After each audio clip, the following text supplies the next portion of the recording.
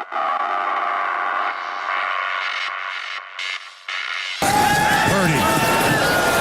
escapes, throws downfield, and intercepted. Kalen Barnes comes up with it.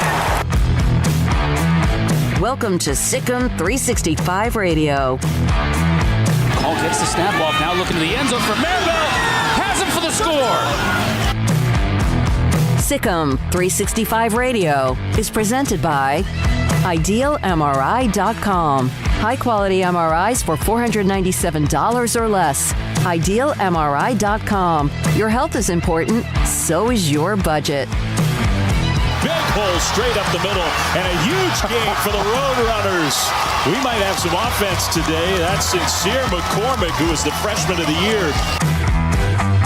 The 3 o'clock hour is sponsored by Waco Custom Marketplace. Meats, sweets, Texas treats, and a cut above the rest. 425 Lake Air Drive, Waco. Prescott trying to take advantage, going deep. Cooper, oh, one-hander! Are you kidding me? Now here's David Smoak, Paul Catalina, and Craig Smoak. Well, the good news is that when we weren't right where we needed to be at 3 o'clock, a lot of you were letting us know, so we appreciate it. We had a slight technical gremlin that hit the fan, and what happened is I brought everybody some burgers, double meat, double cheese, mustard all the way with Craig plain and dry, and Armstrong ate his burger. The grease fell into the console, created the delay, and we're back on. Live, 365 Sports, Sikkim 365 Radio. And it's a little scary. I don't know. I'm not sure what we're doing here, but we're live. We got guests lined up everywhere. ESPN's Adam Rittenberg will join us at 4:30. Also, Jamie Chadwell, the head coach at Coastal Carolina, 3:30. Jeff Traylor at UT San Antonio at 5. 2 quarterback jobs have been filled, at least decisions made. Jimbo Fisher telling 97.5 in Houston that former Longview Lobo, Haynes King, is his starting quarterback. And then also the report that Hudson Card is the starting quarterback at Texas. He, of course, with that competition with Thompson. And that's a report from Tim Shepard with theathletic.com. Hudson Card is obviously the bigger surprise, but the reports we're getting out of Austin the last couple of weeks sounded like he maybe had a firmer grasp and was a better fit for Steve Sarkisian's offense than Casey Thompson. A bit of a surprise, but, look, new coach usually means new quarterback too.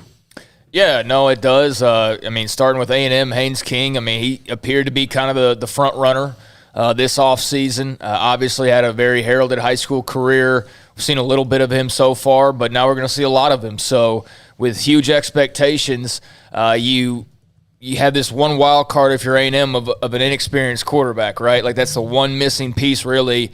But if I was to have, an inexperienced quarterback, I'd want somebody with Haynes King's mindset. So I think that's a good move on their part. Be interesting to see how he does. And then same for Hudson Card. I'm a little bit surprised. I thought after the, bowl game last year, and bowl games aren't end-all be-all, but you couldn't have gone into the offseason with more momentum than Casey Thompson had. No. So I thought for sure, he'd probably be able to eventually edge out Card. But, Sarkisian comes in with his style of offense. Apparently if what some have said is it suits Card better. I know he's a very talented young man. I know it was a very tough competition. So, somebody had to emerge, and probably disappointing for Thompson, I would think, because it's kind of like it should be his time right now, but, we'll see what happens. Same thing I said about the Baylor job is, Gary Bohannon was named the starter, but that doesn't mean he's starting in Week 10. He's got to go out there and perform. So will Haynes King. I expect him to. So will Hudson Card, and I expect him to. And, the others will have to wait their turn. Well, there's the first game before there's the second or fifth or ninth or 12th or maybe even 14 games. And so that's what we have at A&M and Texas, both on the same day. Now, Max Olson, who joins us almost weekly from theathletic.com, had an article today about the alliance. But the article says Big 12 weighs its next move, expansion, exploration, Texas OU problem, and Bob Bowlesby's future. I want to read just a part of this. It's a lengthy article in theathletic.com. Here's what he did say. Sources telling him the Big 12 would, since the news of Texas and Oklahoma leaving, a source said at least 15 schools contacted the Big 12 to express interest in joining, most of them coming from the American Athletic Conference in the Mountain West. That makes sense if, in fact, those would be the two conferences. Who knows if it includes as well Brigham Young or not. But the allegation of the AAC plotting to poach Big 12 members at ESPN's direction surfaced. This was even as that story developed. And so I don't know if Max is an elite reporter, if the sources were saying that just to make the Big 12 look good, or I would think that there probably were a few teams that contacted the Big 12 even when they were vulnerable and maybe remained vulnerable. But if you look at that, whatever the next move is, of course, the Pac-12 makes an announcement maybe as early as Friday on what they're going to do. But that is good news that some called. The question is, of those 15, how many of them strengthens the conference? We've discussed this ad nauseum. Yeah, I mean, I'm not surprised a bunch of people called. Of course they did. I mean, it's still, the Big 12 might be in a weak state right now. It's still the Big 12. Still a Power 5. It's still, I don't care if they're down to, 4 teams. I mean, based on the Power 5 status, they're still better than every conference not named the ACC, SEC, Pac-12, or Big 10. They are number 5. So I'm sure teams and conferences 10, 12, 7, 8 are calling. Wouldn't surprise me one bit. I mean, you saw the last go-round, Houston, Cincinnati, BYU, all of those folks, their ambassadors or their spokespeople, their fan bases, and how much they were clamoring to get a Big 12 spot. So, I'm kind of surprised somewhat because I would think, I still have this burning question in my head about, how much of an advantage is it to jump right now into the Big 12 with it being so uncertain. But, Power 5 status is Power 5 status, and that's something that, a lot of these teams have been desperately craving to have because they know it makes a massive difference, and that's why these teams that currently have it, 8 teams who might not have it for much longer, they so desperately are trying to hang on to it. So, of course, some teams reached out. Yeah. Well, and look, if you're Cincinnati right now and Luke Fickell and hoping that he doesn't, leave for a Power 5 job, you're the number 8 team in the country. You got to think if you can maintain what you're doing right now and jump into the Big 12, there's not a whole lot of teams in the Big 12 left that would be immediately better than you right now. You could jump into that mix pretty quickly, and I'm sure there are other teams that feel that way. Now, for the Big 12, they got to think, well, what's the benefit to us overall other than just staying together? Are you going to really make more money or enough money? They're going to make less. Like, right now they're making $37 million a year. That's not going to happen anymore. It's probably going to be in the 20s somewhere, you would think, if they negotiate a new deal, and you don't even know who that's going to be. So there's all these factors. And one of the things that I continue to say, and I don't know if anyone's listening to this, and that's fine, but when you hear about Bob Bowlesby and the Big 12 not doing anything, this is a great post or chat from Jeff Grimm. Big 12 wants to probably expand, yes, but since Bob Bowlesby sent that letter to ESPN, wouldn't poaching teams be the same as what ESPN was accused of doing? Yeah, I mean, I suppose so. It depends on how you go about doing it. I mean, if Cincinnati's sitting there knocking on your front door and they're banging it down saying, hey, we want to be in the Big 12, I mean, Bob Bowlesby could just be a jerk and never answer it. But, I mean, if he opens the door, I wouldn't be surprised by that. The way you're saying it, if the Big 12 were to be predatory and start actively going after and trying to behind-the-scenes finagle the exits, then, yeah, that would be, that would be bad. That would not be morally right or ethically right, whatever. But I don't know what the situation is. And my thing on Bowlesby not talking wasn't about him coming out to announce, like, hey, we're going after teams. Just say something. Like, just say, acknowledge that there is still all this up in the air and just, like, provide a statement that's one sentence that says, hey, we're doing this. Like, you don't have to be specific, but at least let Big 12 fans know, like, hey, we're not just sitting on our hands and just going to wait this thing out and see what happens. Like, no, we're actively at least attempting to try to keep this thing together. And, I think maybe that would calm down some of the talk. But, I mean, then again, maybe there's nothing he could say that would make anybody feel any better because everybody knows that every school in this situation will be the first to jump if they get the opportunity to do so. Keilani, I think it is, and I hope Keilani, was Bowlesby awake enough to take those calls, or was he asleep at the wheel? And, of course, that's fair game. Yeah. No question about it. 254-339-1122. We're pretty much open until the bottom of this hour. I had a chance earlier today to talk with Coastal Carolina football coach Jamie Chadwell. They're coming off that brilliant season last year. Remember, in the middle of the year, they decided to play Brigham Young, made that happen, won that game, then lost to Liberty in an overtime thriller in a bowl game. So Jamie Chadwell will join us at 3:30. Jeff Traylor, UT San Antonio. They could be one of those versions of a group of 5 team that could be really, really good, and their record could be in that, like, give them at least a chance to be seen and heard. And I've known Jeff since he was an assistant coach in high school. He'll join us today at 5. Let's see. And then also Adam Rittenberg will be on with us at 4:30 from ESPN just to give us his thoughts as well on many, many things. I want to start with something. Again, 254-339-1122. Armstrong, do you have that video? This is just every once in a while have a piece of video that might crack you up and kind of just let you just relax a little bit. And by the way, appreciate all of you that knew that we were running late because that means you were waiting for us and we're good. And Armstrong Sims will answer to the judge and jury here momentarily on what happened. But this is a video of, this is a high school football scrimmage, and you'll see it here momentarily. Okay, you're going to watch, everyone watches the ball, okay? Now, go back and look at the end of the play, bottom left-hand corner, the right tackle. Body slams the young kid in the green uniform, if that's what they're wearing, green or black or whatever. But boom. Let's do it one more time. Bottom left-hand corner. He's got a pancake, picks him up, and body slams him. Future professional wrestler at right tackle. And I don't know the names of the team, but I thought that video was amazing. I'm sure that's a very large 15 and probably an ejection right there. Could be a suspension. I don't know. It probably is. It was completely unnecessary. In this day and age, he might not be able to play football for the rest of his life. Who knows? But that was a very violent move, an incredibly violent move by the right. Imagine if you're the kid that's getting body slammed.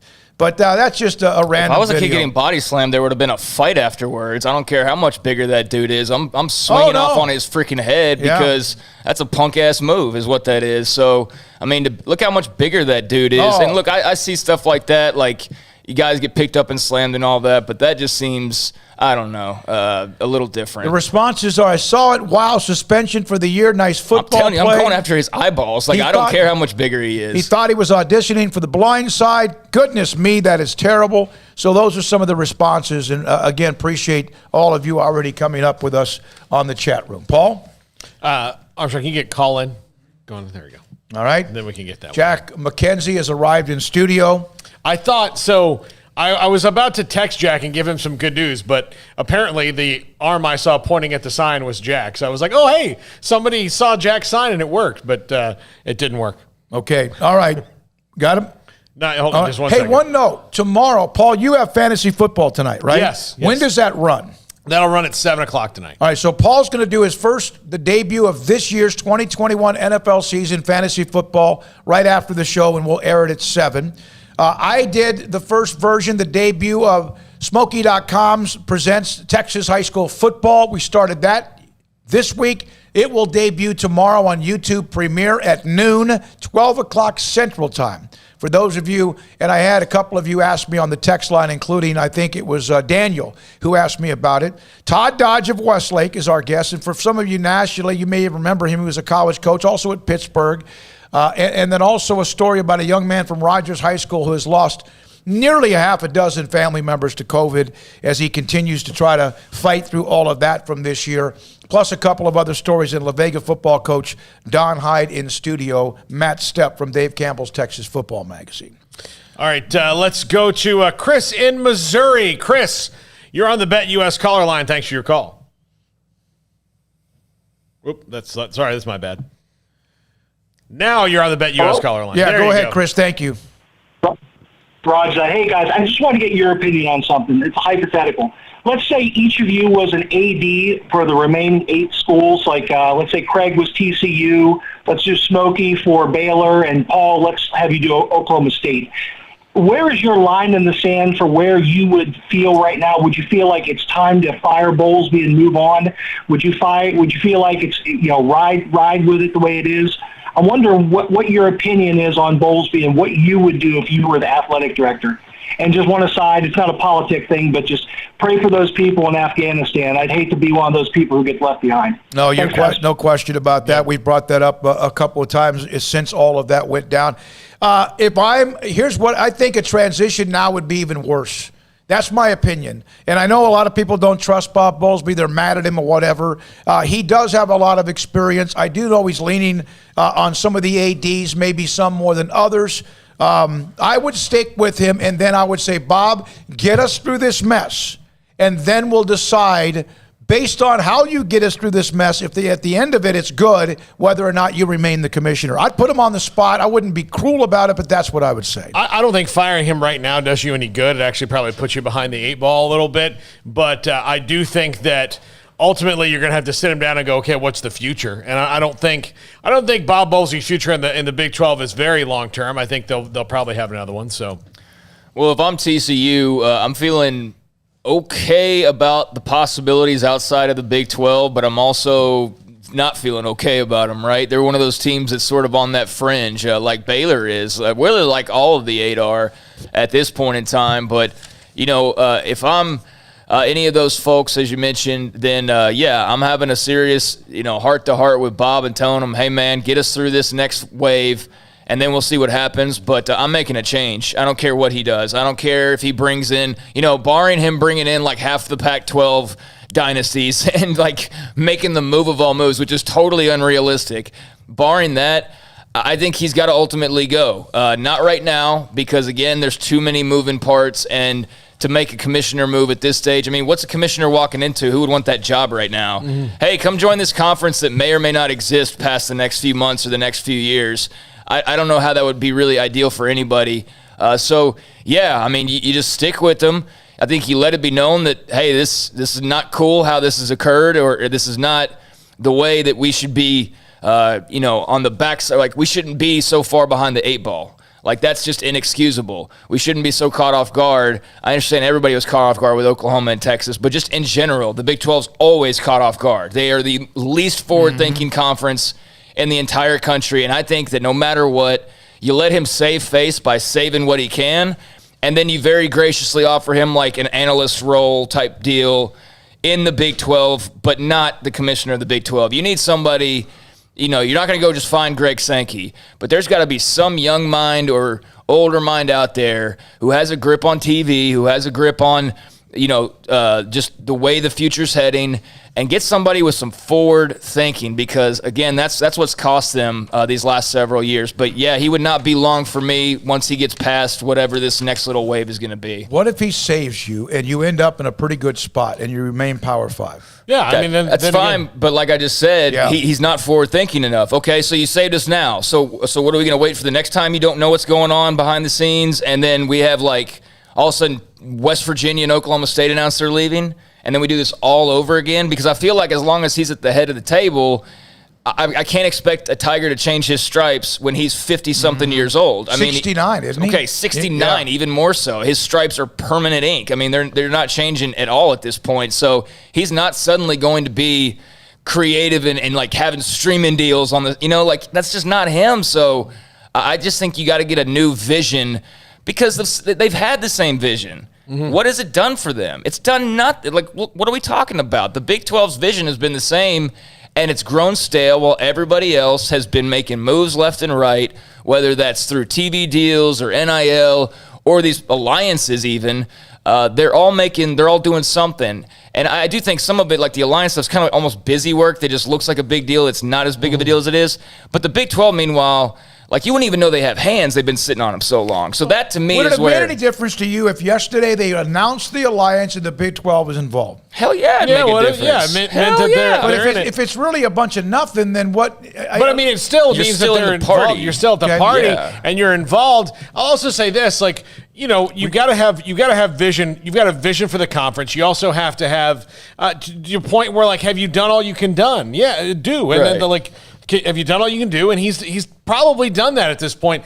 And also, if I'm the Big 12 Conference and I'm going to send somebody into meetings with Greg Sankey, I'm going to have somebody that's going to tell Sankey, listen, Sankey, we know what you did, okay? We know now. we sat in these meetings together and we were planning a 12-team playoff and everything was great and hunky-dory. Meanwhile, you were stealing my 2 biggest teams. And Greg Sankey would proceed to tell you to go, well, yeah, you know what, but I would have somebody that would, you know, I'm not saying that, look. Have a backbone and be like, you know, and know that, listen, not to trust Greg Sankey anymore, you know. I just think that, you know, the wool was so pulled over everyone's eyes. I can't blame Bob Bowlesby directly, but I do feel like he's been at this job for a while now.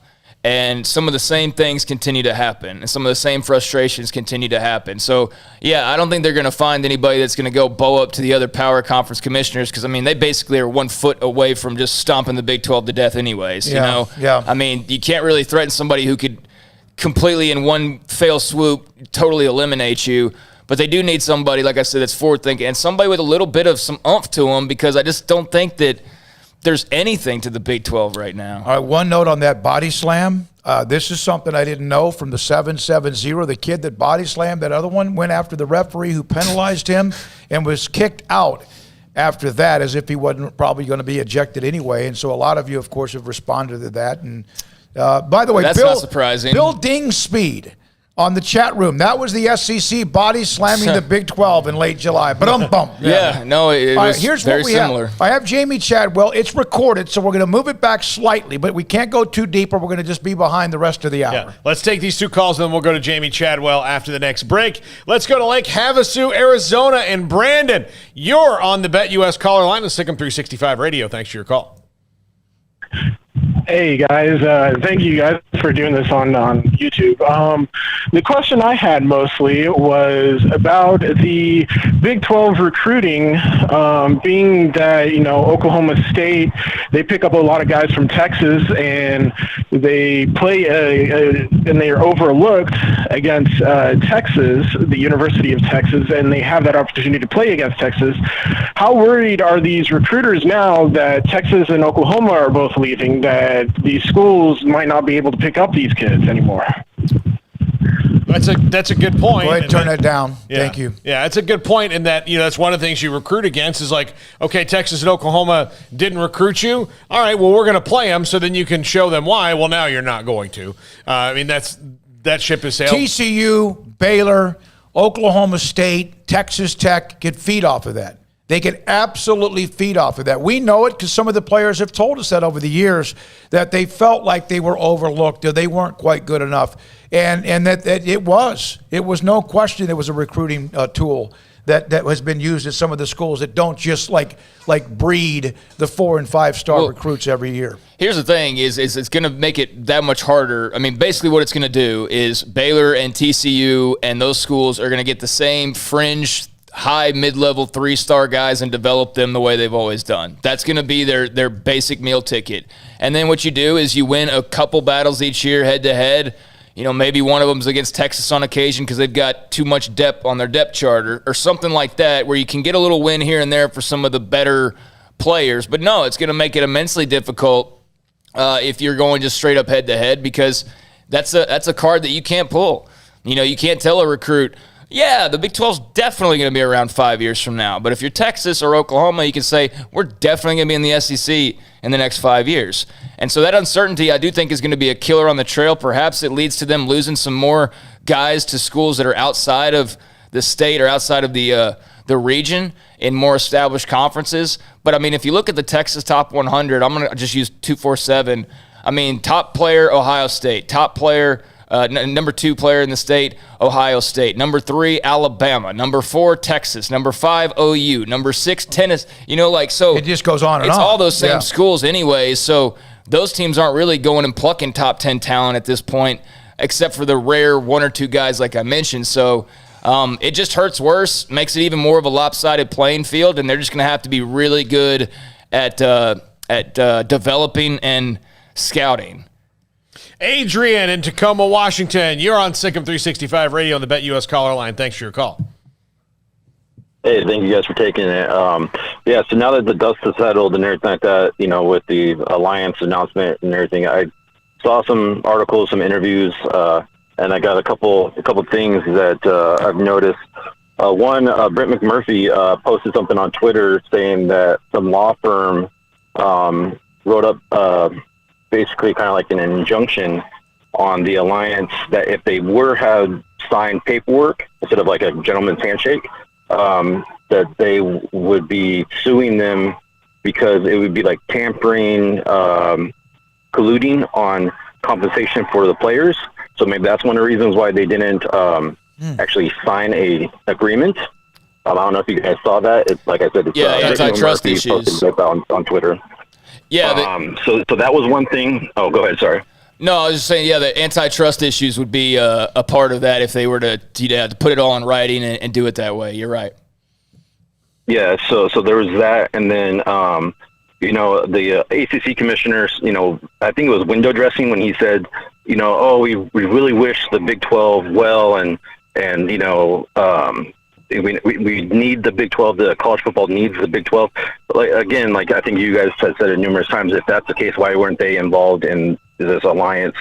But also, the Pac-12 commissioner did an interview on the Pac-12 network after the alliance announcement with one of the Pac-12 hosts, and he said that he's taken numerous interviews, talks with schools about expanding.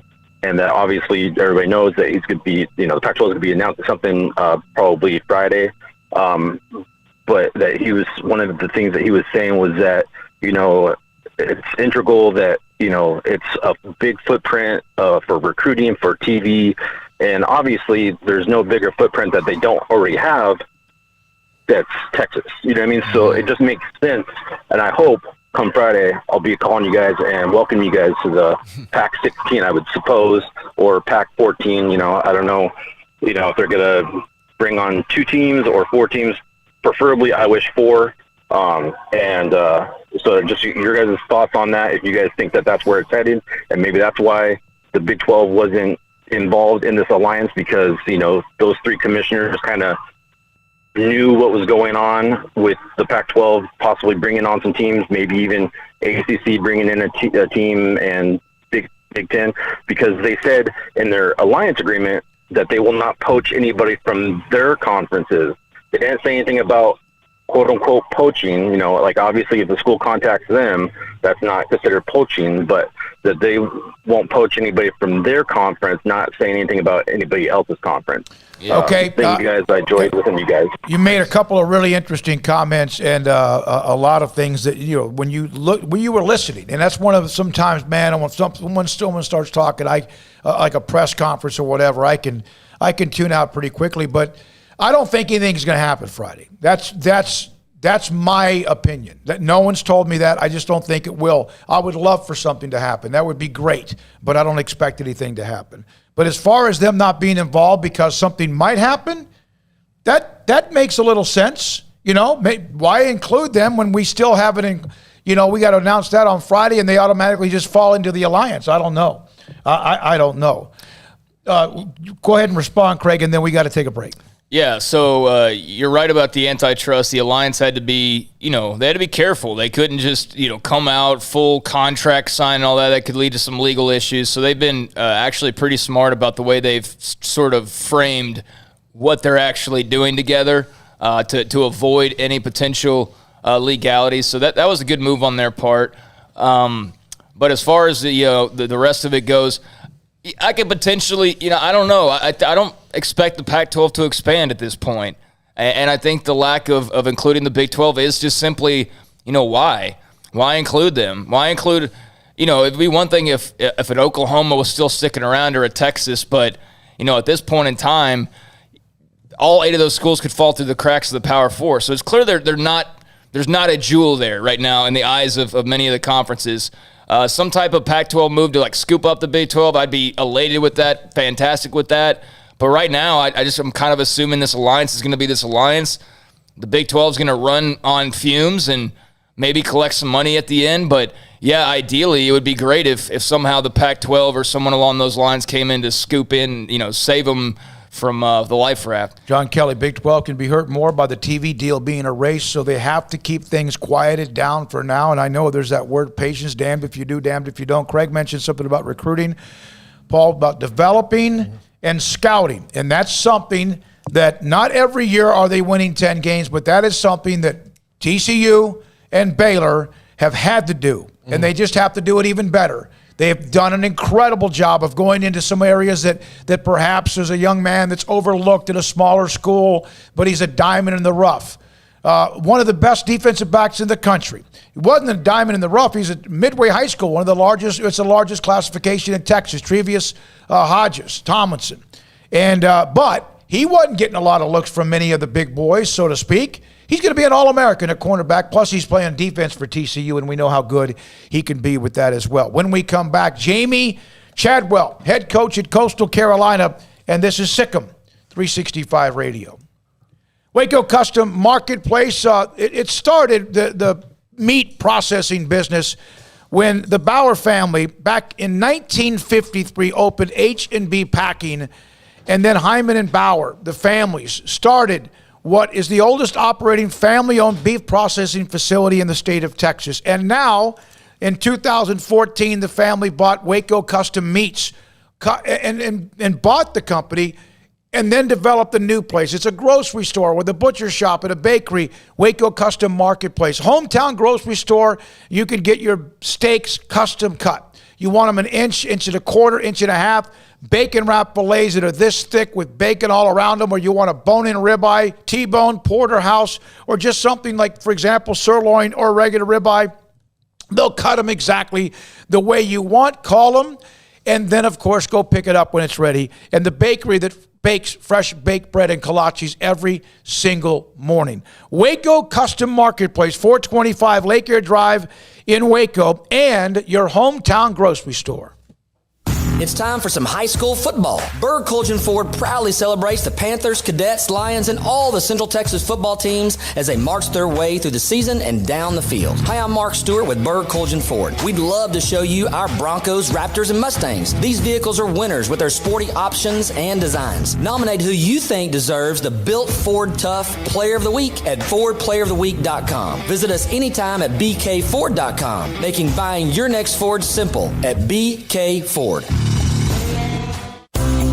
At Ideal MRI, we feel blessed to be a part of the Waco community. We're a small family business right here in Central Texas, and our goal is to bring down the cost of healthcare while maintaining high quality.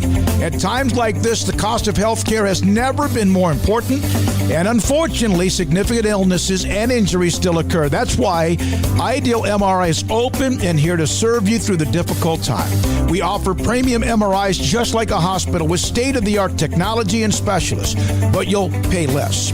Sometimes thousands of dollars less, whether you're using insurance or not. At Ideal MRI, we accept most insurance and there are no hidden costs, even offering financing if that's needed. Everything included in the price, and you'll not get something as a surprise in the mail later on. If you need an MRI, ask your doctor about Ideal MRI. They'll know. You can schedule an appointment safely from home online in minutes at idealmri.com or give us a call, 833-IDEAL-MRI, idealmri.com. Baylor Scott and White, Southwest Sports Medicine and Orthopedics, the team physicians for Baylor Athletics, diagnosing and treating all sports-related injuries, including concussions. These specialists also provide orthopedic services for athletes and non-athletes alike, whether it's knee or shoulder pain, hand or wrist injury, orthopedic spine care, and even an arthritis and total joint clinic. Trust the doctors Baylor Athletics trusts. Baylor Scott and White, Southwest Sports Medicine and Orthopedics wants to get you back in the game.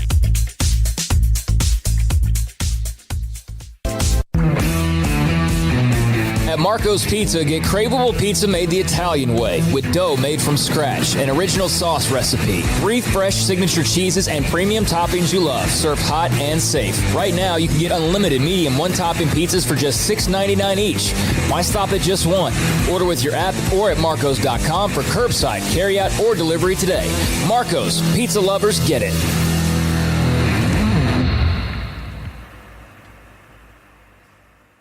Did you know that 1 out of every 4 men have symptomatic low levels of testosterone and don't even know it?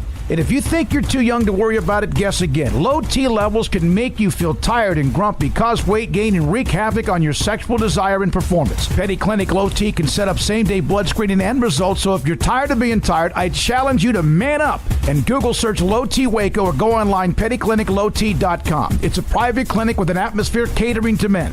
Affordable, only $150 a month, includes lab work, office consultation, testosterone injections, follow-up visits compared to $395 a month in Dallas or Austin, and you don't have to fight the traffic.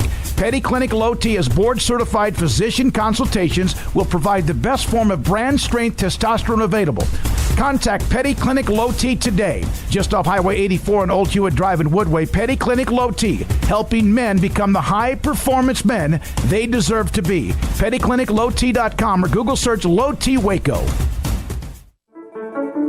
One size fits all. That may be all right for an adjustable belt or cheap sunglasses, but when it comes to your financial needs, no one wants a one-size-fits-all strategy. Cam Heathcott, your Edward Jones financial advisor, knows that his most important goals are yours. That's why he takes the time to understand your needs, knowing you. That's how Edward Jones makes sense of investing. Cam Heathcott, covering Conroe and Houston, 936-756-7717 or cam.heathcott@edwardjones.com. Edward Jones, member SIPC.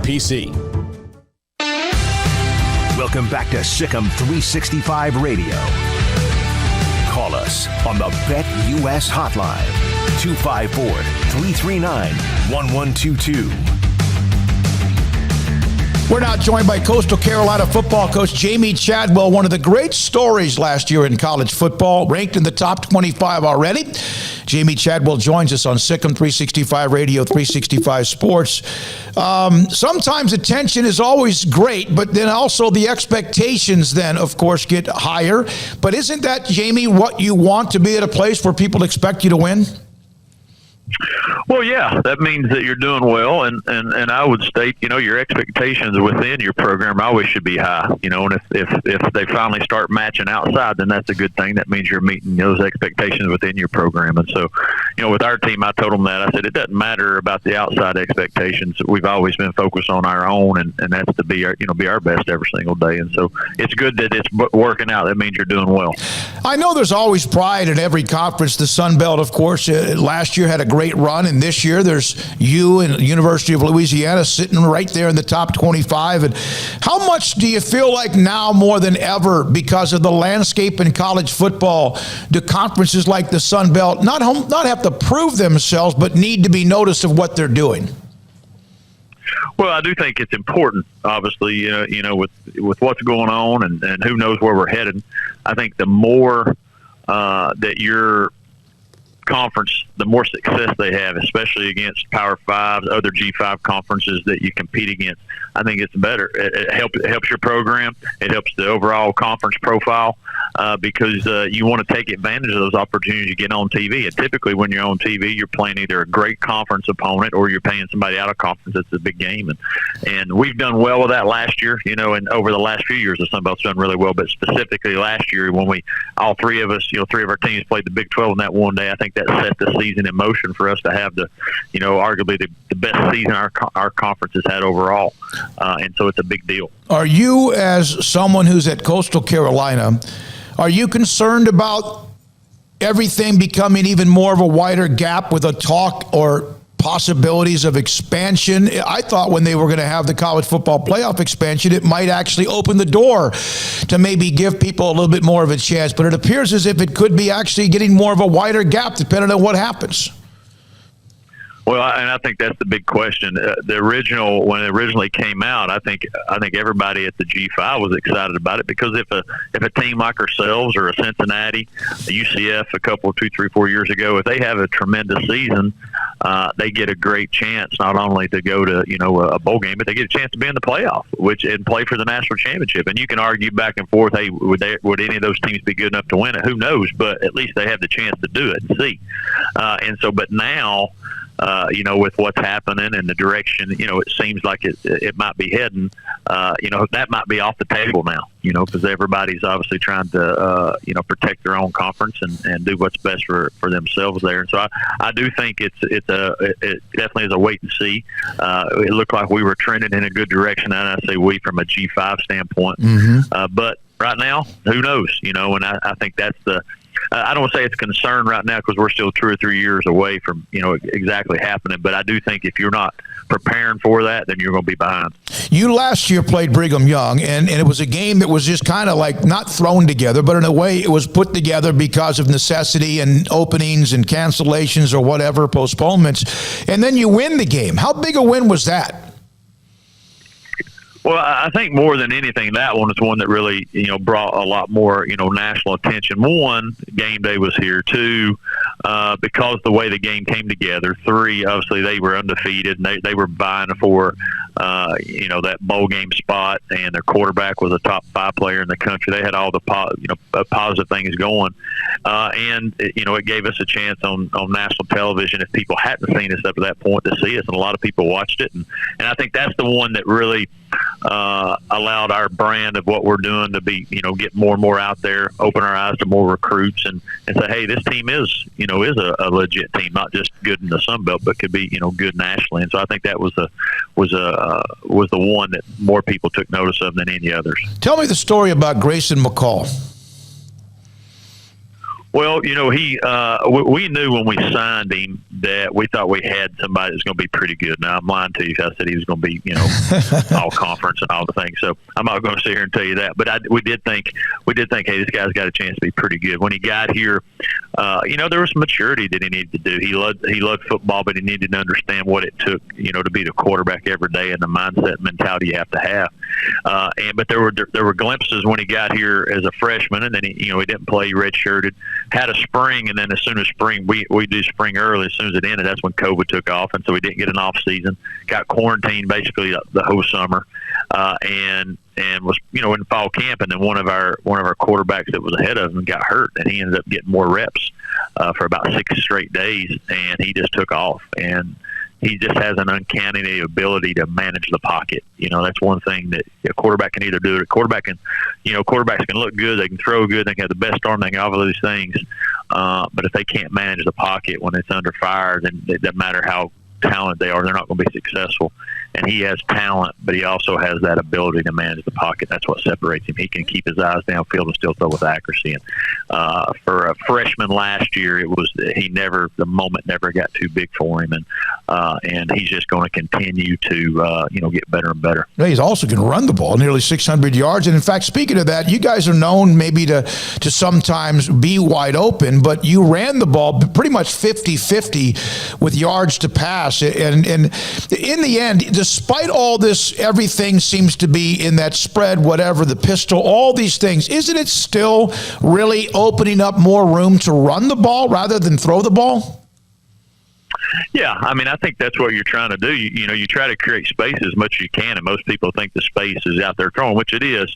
But if you can get people out there covering and doing different stuff, you're trying to run the ball. And if you can run the ball when not when people think you're not going to, it's when people know you have to run it and you can still run it. I think that's the successful teams, and we were able to run the ball when we wanted to be able to control the line of scrimmage. And what happens, you do that, it gives you more shots or more opportunities for home run plays. It allows you to control the clock. It allows your defense to be rest when they go out there.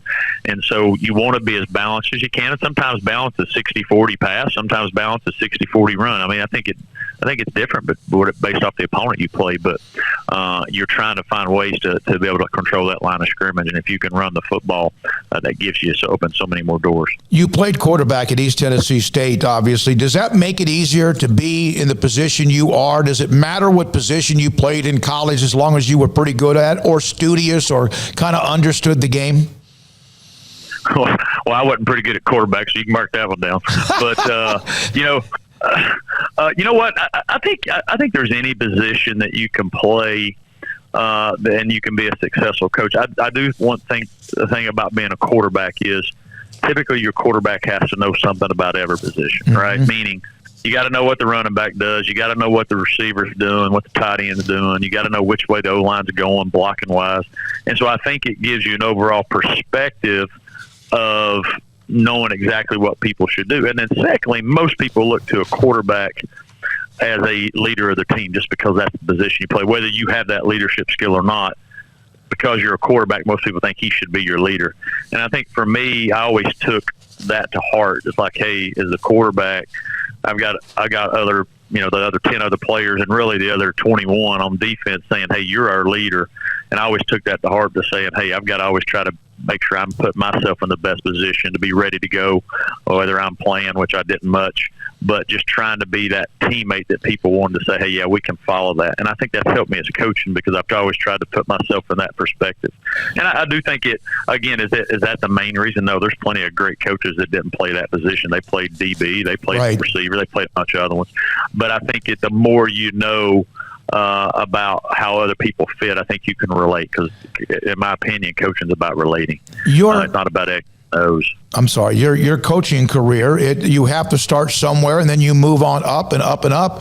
That's kind of what Coastal Carolina's done. I remember the debut year was 2003. There were a couple of times they knocked on the door in the FCS, and of course there's that mighty 800-pound gorilla, North Dakota State, that stood in their way along with so many others. And now you guys have blossomed to where people know more about you and you yourself in coaching. How much is it important to be methodically successful rather than high to low and then maybe leave even off? Has this been a nice methodical run for Coastal Carolina, knowing that there was a little soft area in between?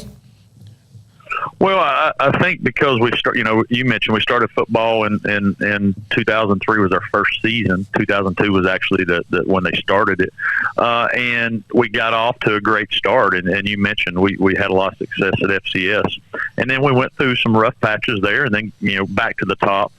I think making this transition to FBS was challenging, because no matter how great you are at FCS, I think once you start playing more teams that have the 85 scholarships and they care about football, and it's a challenge to continue to try to build. And so we have had a methodical growth, which has been good. And the main thing in coaching, and I think in any type of success, you just want to have consistent success. Don't get me wrong, you love how those 11-win seasons, but if you follow it with a 2-win season, that's not ideal. And so I think that's what you want to continue to build wherever you're consistently, hey, this is going to be a good program. Might not win 11, but they're going to put themselves right where they need to be every game. And I think that's what you want, and that's what we're trying to build to. Jamie Chadwell, Coastal Carolina. My last question is, last year, the great run. I know the last game was thrilling, a loss. It was tough for you guys, but with Liberty. But all the attention, the top 25, and as you mentioned, your quarterback is back, and expectations inside the program are at a very high standard. So, your thoughts as you're on the cusp of the season starting here pretty soon. Your thoughts about your team. Do you like what you see? Yeah, I mean, we got obviously a lot of talent back, and I do think we've added some really good athleticism, with our guys that redshirted, new guys that came in, some younger guys. So I do think we have a great mix. Our biggest challenge is, are we going to continue to stay hungry? Are we going to continue to play and compete with a chip on our shoulder? We win games here because we have a chip on our shoulder mindset that we know we have to play at this level every time to win because other people are more talented. That's our mindset. That's how we win games. And I think it's easy when you win, people think, well, we won because we're just talented, and that can sip into your players. And we got to make sure that that's not. And I feel good that our leadership is maintaining that mindset we need to have to go out and play at a high level. And I expect us to have a great season.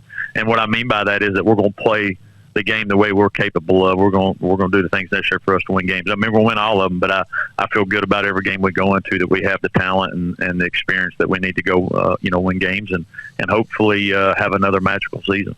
Jamie, thank you very much. Congratulations on last year. I know that's out in the rearview mirror, especially after the craziness of what everyone dealt with. And I know it's still kind of a little bit of that with COVID right now. But congratulations on what you've done. Good luck as you head forward with your opening game. Thank you. Yeah, thank you for having me on here. God bless you. That's Jamie Chadwell, head football coach at Coastal Carolina on 365 Sports. All right, that's Jamie Chadwell. He's the head coach at Coastal Carolina. What a story that's been, huh?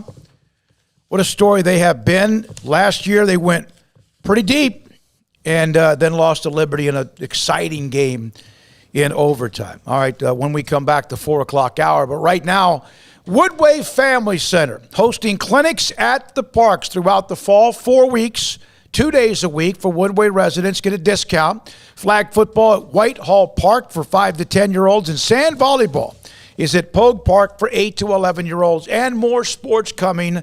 Check out discoverwoodway.com. The 2021 Woodway Wine and Food Fest, August 28th. Tickets almost sold out. Music, wine tasting, delicious food, samples, and more. And once again, discoverwoodway.com. You can also learn about upcoming events, things to do, hotel access, and more. Download the Discover Woodway app in the App Store and on Google Play. And otherwise, discoverwoodway.com. Escape the mundane with the responsive power and exhilarating agility of a new Cadillac from Richard Carr Cadillac. Smile behind the wheel again in the supercharged sophistication of a CT4 or CT5 sedan, or the sporty and spacious XT4, XT5, or XT6 lineup of SUVs. Starting at only $33,395, the Cadillac of your dreams is waiting now at an affordable price at Richard Carr. Test drive from the expansive selection at Richard Carr Cadillac, or let us bring a test drive to you. Go to richardcarcadillac.com to schedule a test drive today. Let Camille Johnson Realtors guide you seamlessly through the process of buying your dream home or selling your current one. Commercial, farm and ranch, or residential, Camille Johnson Realtors can smoothly and successfully lead you through any transaction. With a team of 28 experienced agents who are excited about serving you, Camille Johnson Realtors services the entire greater Waco area. If you're in the market to buy or sell, contact Camille Johnson Realtors, 104 Midway Center in Woodway, or find them online at www.camillejohnson.com. Camille Johnson Realtors, elegant, charming, warm. Welcome home. Boozers is the wedding ring store and more. If you're ready to get engaged or already married and want to upgrade your wife's ring for a special anniversary, Boozers is the place to go. With the largest selection of premier quality diamond engagement rings and wedding rings in Central Texas. They have 7 cases with over 300 styles of rings from top designers like Natalie Kay. Choose from yellow, white, or rose gold, plus beautiful top quality loose diamonds. With an in-house jeweler, they can also custom make anything you want. Bring in a picture or drawing and let Boozers create your one-of-a-kind pendant or ring. They can even use some of your old gold and diamond jewelry to create something new. At Boozers, you'll find a great selection of quality timepieces, and Boozers is the place for expert watch maintenance and repairs too. They specialize in expert Rolex watch repair for fine jewelry, watches, custom work, and more. Go to Boozers on Valley Mills and Lake Air Drive in Waco. Boozers, the wedding ring store and more. Life is back on, sports bettors, and BetUS has your NBA, NHL, Major League Baseball, UFC, PGA, and yes, NFL betting lines up for their 27th year and live betting on all of it. Log into BetUS.com or call 800-792-3887. That's 800-79-BETUS. BetUS for 125% bonuses with promo code SICK'EM125. Customer service pros are ready to get your phone, social, and online sports betting kickoff started now. Play with the proven mainstay in the industry. BetUS. You bet, you win, you get paid. BetUS.com. Use promo code SICK'EM125. Boots add protection. Good boots help you climb better and move forward faster. And when your son or daughter steps into the boots of a U.S. Army officer, they also learn how to lead. In these boots, they'll gain more confidence with expert training in one of more than 150 occupational specialties. In these boots, they'll stand a little taller and lead a team with diverse backgrounds and areas of expertise to successfully accomplish whatever challenge comes next. In these boots, they'll earn respect with valuable experience from day one that will give them solid footing for success into the future. Highly qualified candidates who earn a spot on our team can receive comprehensive health care coverage, college tuition assistance, and a bonus of up to $40,000. See all the things your son or daughter can achieve in our boots at GoArmy.com. U.S. Army Waco Recruiting Company, 254-598-8131 or 254-776-1543.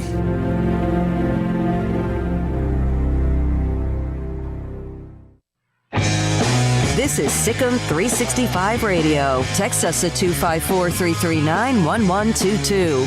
The Sikkim 365 Radio text line is sponsored by Riverbend Liquor and Wine, with the most extensive variety of craft beer in Waco. A hidden gem on Lakeshore Drive and 19th Street. This 4 o'clock hour, Adam Rittenberg, ESPN.com at 4:30.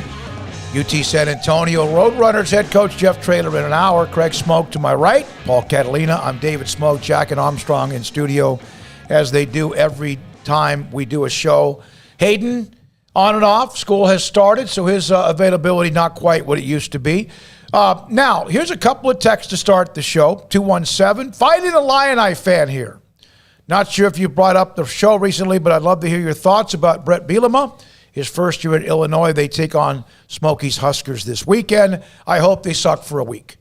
And of course, neither one of those teams is supposed to be very good. But Bielema, Lovie Smith, great friend. We love him, but it just never worked out at Illinois. But they did beat Nebraska last year. I would think that they're going to be tighter, and I mean by that, they'll be more Big Ten than ever. That's what he does. He was good at Wisconsin. He was not good at Arkansas, and he was a little overmatched, I think, in the SEC, or he didn't. I mean, he just wasn't a fit at Arkansas. I mean, I'm sure he'll do fine at Illinois. I think that was a good hire for them, and he's been with Belichick for a little while, so maybe Belichick has the same. I mean, he hasn't. Historically, he's not given anybody but Nick Saban the golden blessing. So, other than that, I don't know. I mean, maybe he's learned a few things, but it didn't work out for Charlie Weiss wherever he was. It didn't work out, for a lot of guys. So I don't know. I mean, we'll see. I mean, Wisconsin was probably his perfect place, and he left. Arkansas, there was also kind of a smugness there, I thought, with he and his arrival. The first year 3-9, then they went 7-6, 8-5. Beat Texas in his second year, 31-7. Then they went 8-5, and then things kind of after that they didn't go all that great. They always seemed like, whatever I remember about him, they couldn't hold on to leads at the end of the game, whether it was Missouri or A&M. It seemed like every year it was A&M. He's been in the NFL with the Patriots. I think he'll be fine. I don't know how good they'll be, but I do think that's kind of a barometer for two teams that don't have very much expectations or have just not been very good. Yeah, I mean, I think it'll be interesting to see. It's not going to be, quick success by any means. Might not be great long-term success either. But I mean, he's a proven coach. I mean, he's proven he can compete, so to speak, in the SEC. Not great marks ever. Not like a 13-1 run type of deal. But no, he's a good football coach. That NFL experience, I'm sure, will come in handy. Being away from the college game for a couple of years will just maybe have recharged his batteries a bit, given a different perspective. I mean, Steve Sarkisian didn't, completely get away, but he kind of needed to go away and come back. And we've seen coaches that just go away, come back, and they've got some new tools in there. I mean, that's what Tom Herman's doing right now. He's going to have to go, retool his kit and then, rise back up. And so Brett Bielema perhaps did that with his Patriots and Giants stints. And yeah, it's a tough place to win right now. I mean, that's Ohio State's conference, and you got Michigan, and you got Wisconsin, and Penn State. And, Minnesota's better. Now you got this alliance deal, even though that's not going to matter for the foreseeable future. But no, I think he'll do okay. I don't have any crystal ball to really expect too much, but I think he'll be all right. I think he'll probably be about better than Lovie or about what Lovie did. He was 68-24 at Wisconsin. Different school, but Illinois is a big school. Mm-hmm. He had 4 teams that won 10 games or more, one that won 9. So he was 68-24 at Wisconsin, went to 3 Rose Bowls, back-to-back years, and lost all 3 of those years. Sometimes you have the perfect job and don't know it, although working at Wisconsin has been tough for a lot of coaches with Barry Alvarez there. Hovering. Because of the looming presence that he has. Well, and he couldn't get money for his assistants. That's what he was. That was a big pull for him in going was – first, the SEC poll and being able to go join that conference at the height of their powers. But also, he was struggling, I think, to get money for his assistants, and that was another reason that he claimed at the time. But no, I mean, he's proven that he can win, and, he's proven he knows football and has got a lot of experience. But I just don't know. It's Illinois. You know what I mean? I don't know what to expect because you could put a lot of – if it was – a Saban or Urban, I'd say they could turn around any program under the sun. But, I don't know. I don't know with Illinois and where they are in the pecking order. All right. 254. I think he'll do better than Lovey, though. I do, too. 254-339-1122 from, let's see, the 214. The Big 12 poaching teams isn't the same as ESPN doing it at all. ESPN's a media network who can use their platform to manipulate outcomes. The Big 12 is just a group of colleges. I'm the one that has brought that up more than maybe India. I don't think that it's also, Craig made the point, it's not the same thing in that, look, ESPN, Texas and Oklahoma did this in the dark. The Big 12 would essentially say, like, we're opening up the doors if you would like to come and apply for expansion and we'll review it. And then those teams that are applying for expansion would be, hey, to our conference, we are going to apply for the Big 12. That, like they did 4 years ago. 18 schools did it. It's not like tomorrow all of a sudden UCF, Cincinnati, Brigham Young, and Boise State announce that they're a part of the Big 12 without telling anybody else about it. Don't think the AAC isn't girding their loins for this. I mean, they're getting ready for it. I mean, the Big 12 is running out of options other than to grab teams from the AAC and other conferences. We got some money out of this one. Is that right? Uncultured Barbarian, $5 is someone who has watched Bielema and McCarthy in days past. I wish those fan bases the best of luck. Bielema, Wilch in prime time, and Mike is Mike. That's got to make you feel good as a Cowboys fan, Paul. Yeah. With Mike McCarthy on that. Thank you, Uncultured Barbarian. Somebody earlier when he mentioned that before, is there anything but uncultured when it comes to Barbarian? I'm curious. I want to know, is there... Cultured Barbarians would be an interesting TV show. I know. I think that'd be great. I mean, again, like, they know that what the shrimp fork is. Whoops, sorry about that. That's me. That was me. Really? That was me. Yeah, I was editing. Armstrong with a technical faux pas to start the show. Armstrong, come on with us for a second. So today we started late. I was here on time. Paul, you were here. Craig was here. And then I brought everybody some meals. It's a long week. This is the first week. A lot of things are going on. A lot of things are being crammed into a short amount of time. And so I on occasion I'll feed the animals. You're not supposed to feed the animals at the zoo. And on occasion I do that. And I brought everyone a double meat, double cheese, mustard all the way, crispy fries, and Craig got plain and dry. And it's very interesting, the timing of us being late to start the show was just within 5 minutes after Armstrong had devoured a mustard all the way. Yeah. These claims are false. Were you eating the burger on your console? No comment. Did you eat? But this was not the cause. Did you eat the burger prior to 3 o'clock on the console? Again, no comment, but I maintain that this was not the problem. Yeah. Now, I will tell you what did happen was some software that none of us know who installed on the computer called Zoom Rooms really, really, really wanted to open up.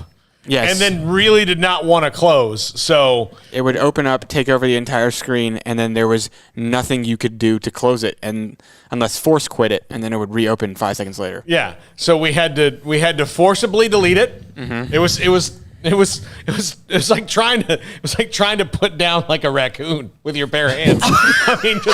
I mean, it kept popping up. It did. Was it basically spam? Was it like a virus that got into our something like that? By the way, Colin on the chat for $5. If the alliances add multiple games, can they just delay playoff expansion? Seems pointless not adding pointless cross-country games. I don't know, but that's a lot of the word. Use the word pointless. No, I mean, like, the cross-country games are what this is about. So apparently, I mean, it's the only thing that interest the fans. I mean, governance. What's the question? Why, like, if they're not going to add games right away, why? Well, they can't add games right away because they have schedules set. I mean, they can't. I mean, if they had 5 open spots this year, then they'd say, or 2 open spots, then it's still right. I mean, right now the season's 2 weeks, so like it's not like basketball where a lot of games are in the off season. You add to the non-conference. Well, you can't play a tournament. Like you can't do a round robin football tournament where everybody goes to the Mohegan Sun and plays 3 games a week. You can't do that in football. Right, and they said they're not going to mess with their existing contractually signed games, so that's why the talk about this alliance and when the actual games would take place is alluding to years down the road when the schedules clear up a little bit, and I'm sure that's something that they'll be working on, and who knows? I mean, maybe they get together and they decide on a timeline of when to kind of get the schedules cleared, but I mean, that's why you can't just start it right away is for one, this season, obviously, and I wouldn't expect that you were thinking of this season, but that would obviously not be workable. And schedules are filled up for the time being. So had the Alliance come out and said, hey, we're going to cancel all our, 2 of our 3 non-conferences or whatever, and then start this thing up, I suppose they could do that. It would just cost a blank ton of money to buy out all of those schools. So, it's just going to have to let the schedule marinate clear. And kind of, here's from Caden Grace, the Pac-12 will never sit in the same room with a religious school. They do not make the grade with the Big Ten, talking about the 8 remaining, and the SEC does not want them, and they are too far away from the ACC. Distance really, when it comes to these conferences, doesn't matter. It's about fit and eyeballs. But, West Virginia's smack in the middle of the ACC, and they're not being invited to be a part of that. And I only think distance really gets to be a drag when you're talking about, the non-revenue sports that have to fly commercial. Like if you're flying a charter, it doesn't really matter how long you're – but if your cross-country team has to fly commercial and connect a couple of times to get to a meet, then that's a pain in the ass. But outside of that, like a football team, every football team in the country flies charter for the most part that's at the FBS level. All of them. And what they'll do is they'll go to their charter plane on Friday morning or Thursday night, depending on, their routine. But Friday morning, they'll get on a plane, they'll land in the place they're going to play, they'll do a walkthrough, they'll eat a meal, they'll go to bed, and then they'll get up the next morning and get ready for the game. And then after the game, they go back to that plane, they get on, they're home. Put it to you this way. If West Virginia's only option was the Pac-12, they'd join the Pac-12 in 2 seconds, and they'd worry about the headaches afterwards because they'd have no other option. That would be their best option. And, again, you see with these rivalries, they don't – we're getting A&M and Texas again, and we're getting Arkansas and Texas again, but do the ESPN bigwigs care about maybe that destroys Oklahoma and Oklahoma State? No, they don't care that would destroy Oklahoma and Oklahoma State potentially. And listening to old, what was it, John Skipper, whatever his name, the old ESPN exec, he said as much. He said geography doesn't matter. It's just all about putting these brands together and making the most money possible. They don't care about rivalries in the TV exec rooms, except for if it's like Alabama, Auburn, or OU, Texas, but where are they all now going to be? They're going to be in the SEC, right? So that's stuff that we think. Like, I do think academics comes into play. I do think, certain things do come into play, but, cross-country travel doesn't matter. Rivalries doesn't matter. That's just not part of the equation, really. And I know the Pac-12's anti-religion or anti-religious schools and all that. I don't expect Baylor to end up there. For that very reason. I also think there's just this snootiness that emanates from the Pac-12 sometimes that it's just not my thing. But I understand they have their way of thinking and their way of doing things and their views on other people or other institutions. But, man, it's holier than thou as all get out. I agree with you on that. They do seem to have where their stuff doesn't stink. Cole, Converse, breach of contract for starters. ESPN is not allowed to engage in activity that harms the Big 12 or any conference as a business entity, and they clearly did. That's from Cole. Also, what was one other one about unless there is a penalty in the contract with ESPN that expressly states that Bowlesby has to document damages due to their actions. Believe me, all that could be being traded back and forth. We have no idea. A lot of you, of course, we appreciate you on the chat room, but also the phone calls and the text line at 254-339-1122. This is from, where did it go? From Joe, they really don't have much of a plan yet. Yesterday was about throwing a wrench in the playoff expansion. We don't know enough details to really get an opinion on this, and I think it was just something to do. But if it doesn't mean anything, if there's no meat and potatoes to it, then why announce it? But they did, and that's fine. And to me, it was like the tree that fell in the forest, in my opinion. Yeah, I mean, I wasn't expecting a whole lot of anything, quite frankly. So I wasn't disappointed by any means in the announcement. I'm more disappointed as far as things being said or not said by just Bob Bowlesby being on complete mute. I mean, that irks me, if anything. And I understand certainly why that may be the case, but I mean, to be totally radio silent the last 3 weeks after the big ESPN threat is just kind of strange to me. I mean, that's... I had somebody the day of say what he should have done was what he said and then show it. But then I don't know if that means it's like poker and you want to keep it or not. But if you have evidence, in this day and age of what social media, Twitter, and you blow the roof off. If you have something that you think is going to help you win a lawsuit or enough to threaten a lawsuit, why not show it? Now, again, I'm legally stupid, not very smart about it. Why not go, bam? That's 3 weeks ago. I actually agree with that because, and follow me here, Disney owns ESPN, right? Yes. Disney's whole thing is about keeping their image of making everybody happy, even though that's not necessarily what they do. But if you go to Disney World and your kid falls and scrapes his knee and he's crying in the front of the thing, somebody's going to come and put a Band-Aid on that thing and give him an ice cream so he stops crying. Because what they want is they want you to stay in the park and spend money on $15 lemonades. That's what they want you to do, and you do that when you're happy. So if Bob Bowlesby has information that makes Disney not look like a happy place, they will be like, hey. And maybe that's why there hasn't been much, and ESPN, of course, denied it, whatever. Here's one local note when it comes to Baylor football from the text line from Kevin. What do you all think about Peyton Powell transferring from Rutgers? He's a former Baylor commit.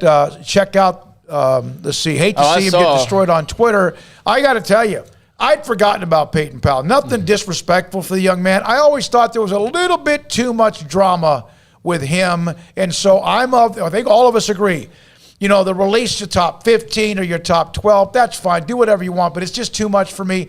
And then there's so much going on with look at me. But there was a little bit too much drama from Peyton Powell, in my opinion. Maybe the greatest kid ever. But I just had forgotten all about him. The other thing is if he's going to transfer from a place because they're going to make you get a vaccine, first of all, killing people on Twitter is a completely ineffective strategy, and it's proven not to work. So if you want him to come around to getting the vaccine, hurting his feelings on social media is not going to do it. But if he's going to make that choice to transfer not to get the vaccine, the window of places of opportunity for him to go to places is going to close real fast.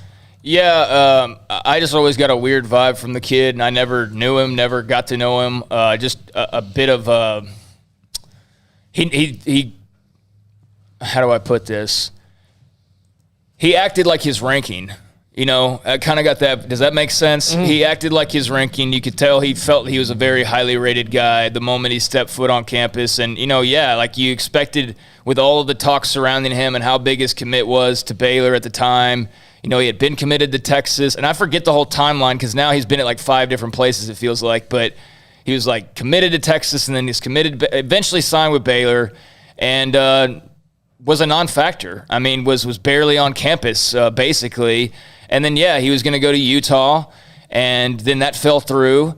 And then Fran Brown ends up at Rutgers as a former Baylor assistant. He went back to Temple and then ends up at Rutgers. And so Peyton Powell goes to Rutgers now to go reunite with Fran Brown. And now this vaccine thing. And, I don't even know if he was in line to play at Rutgers. Right. No disrespect to the Scarlet Knights fans, but if you couldn't crack it at Baylor, you weren't at Utah. I don't even know if you set foot in Utah, but you were supposed to. And then you were going to Rutgers, and then you've been there, and now you don't appear to be anywhere close to playing. I mean, I think that just says all that it needs to be said, and I don't even need to say anything about the vaccine part of it. You know what I mean? Like, that to me, there's just red flags all over the place. And then the vaccine aspect of it, that's just another red flag. And, you're right. He got totally roasted on social media. I'm sure that didn't encourage him to go and get the vaccine, but that had to be expected as well. Here's my deal. I am not going to ever question a young man if he wants to decommit, whatever. It's his career, it's his life, it's his opportunities and things that I never had in front of me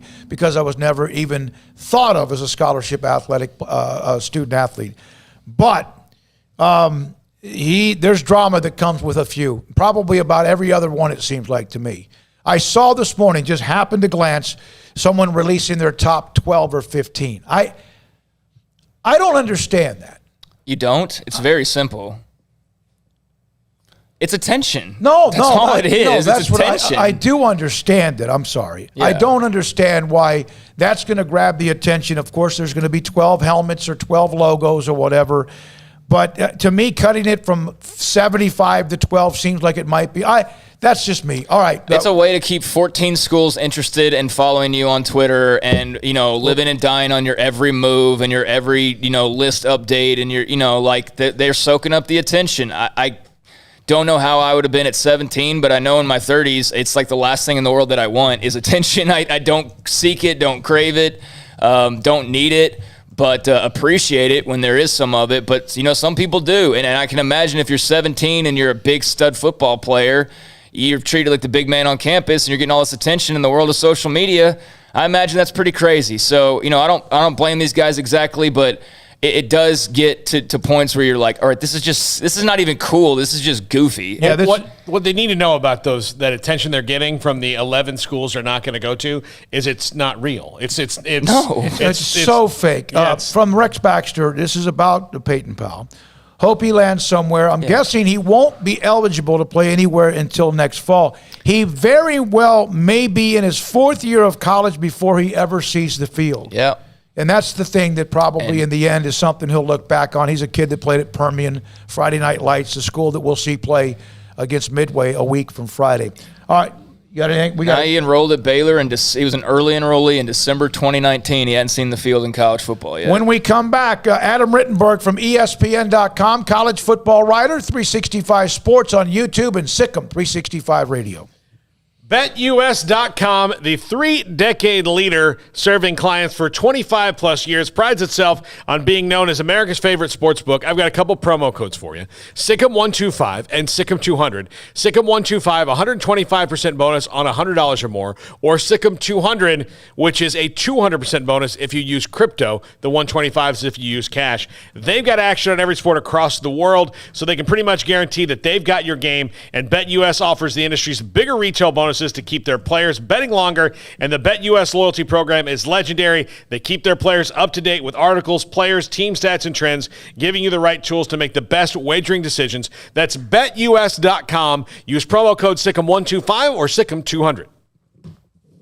Make this a summer event is going on now at Allen Samuels with the all-new 2021 Jeep Grand Cherokee L, now arriving and in stock.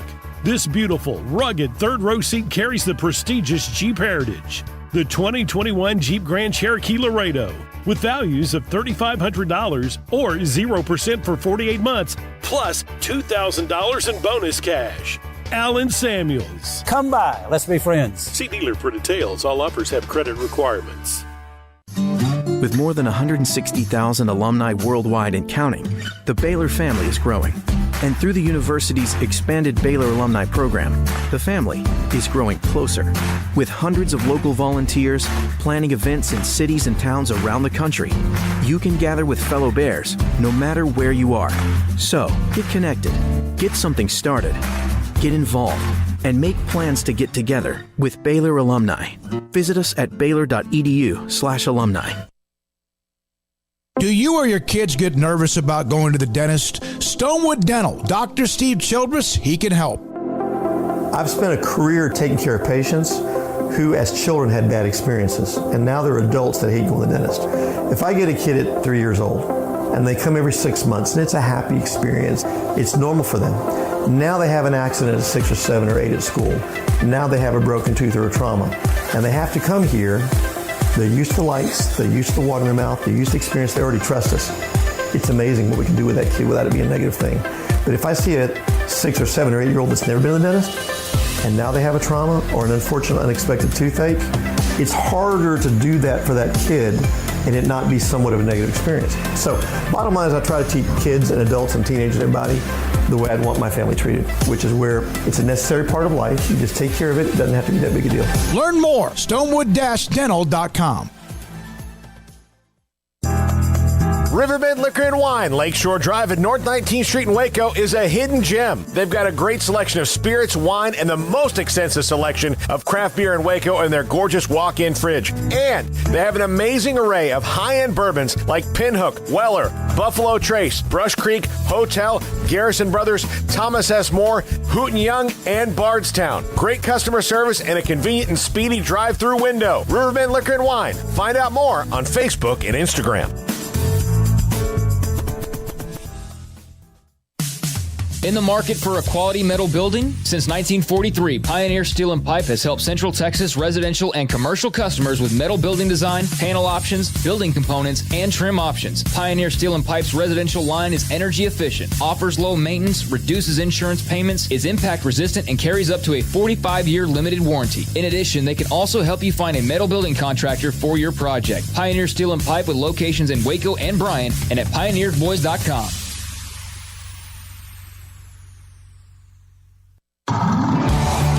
It's time to fire up the grill, heat up the oven, or get that deep fryer going to enjoy the top quality products at Waco Custom Marketplace. Order 30-pound sacks of live crawfish by 6 on Wednesday. Pick up on Friday afternoon after 2 or Saturday. Enjoy the weekend. 30-pound sacks of live crawfish available right now for $4.25 a pound. Find all the crawfish boil ingredients you need, including red beef potatoes, sausage, corn cobbettes, and Louisiana boil seasoning. Make your order for live crawfish by Wednesday at 6. Pick up on Friday after 2 or all day Saturday, and enjoy the weekend. Waco Custom Marketplace, your home for fresh baked kolache, cinnamon rolls every day. Butcher shop to cut your steaks the way you want. Fresh seafood, summer sausage, boudin, house cured and smoked bacon, spices, seasonings, soup mixes, and more, and weekly gift boxes for any occasion. Waco Custom Marketplace, 425 Lake Air Drive in Waco, or WacoCustomMarketplace.com.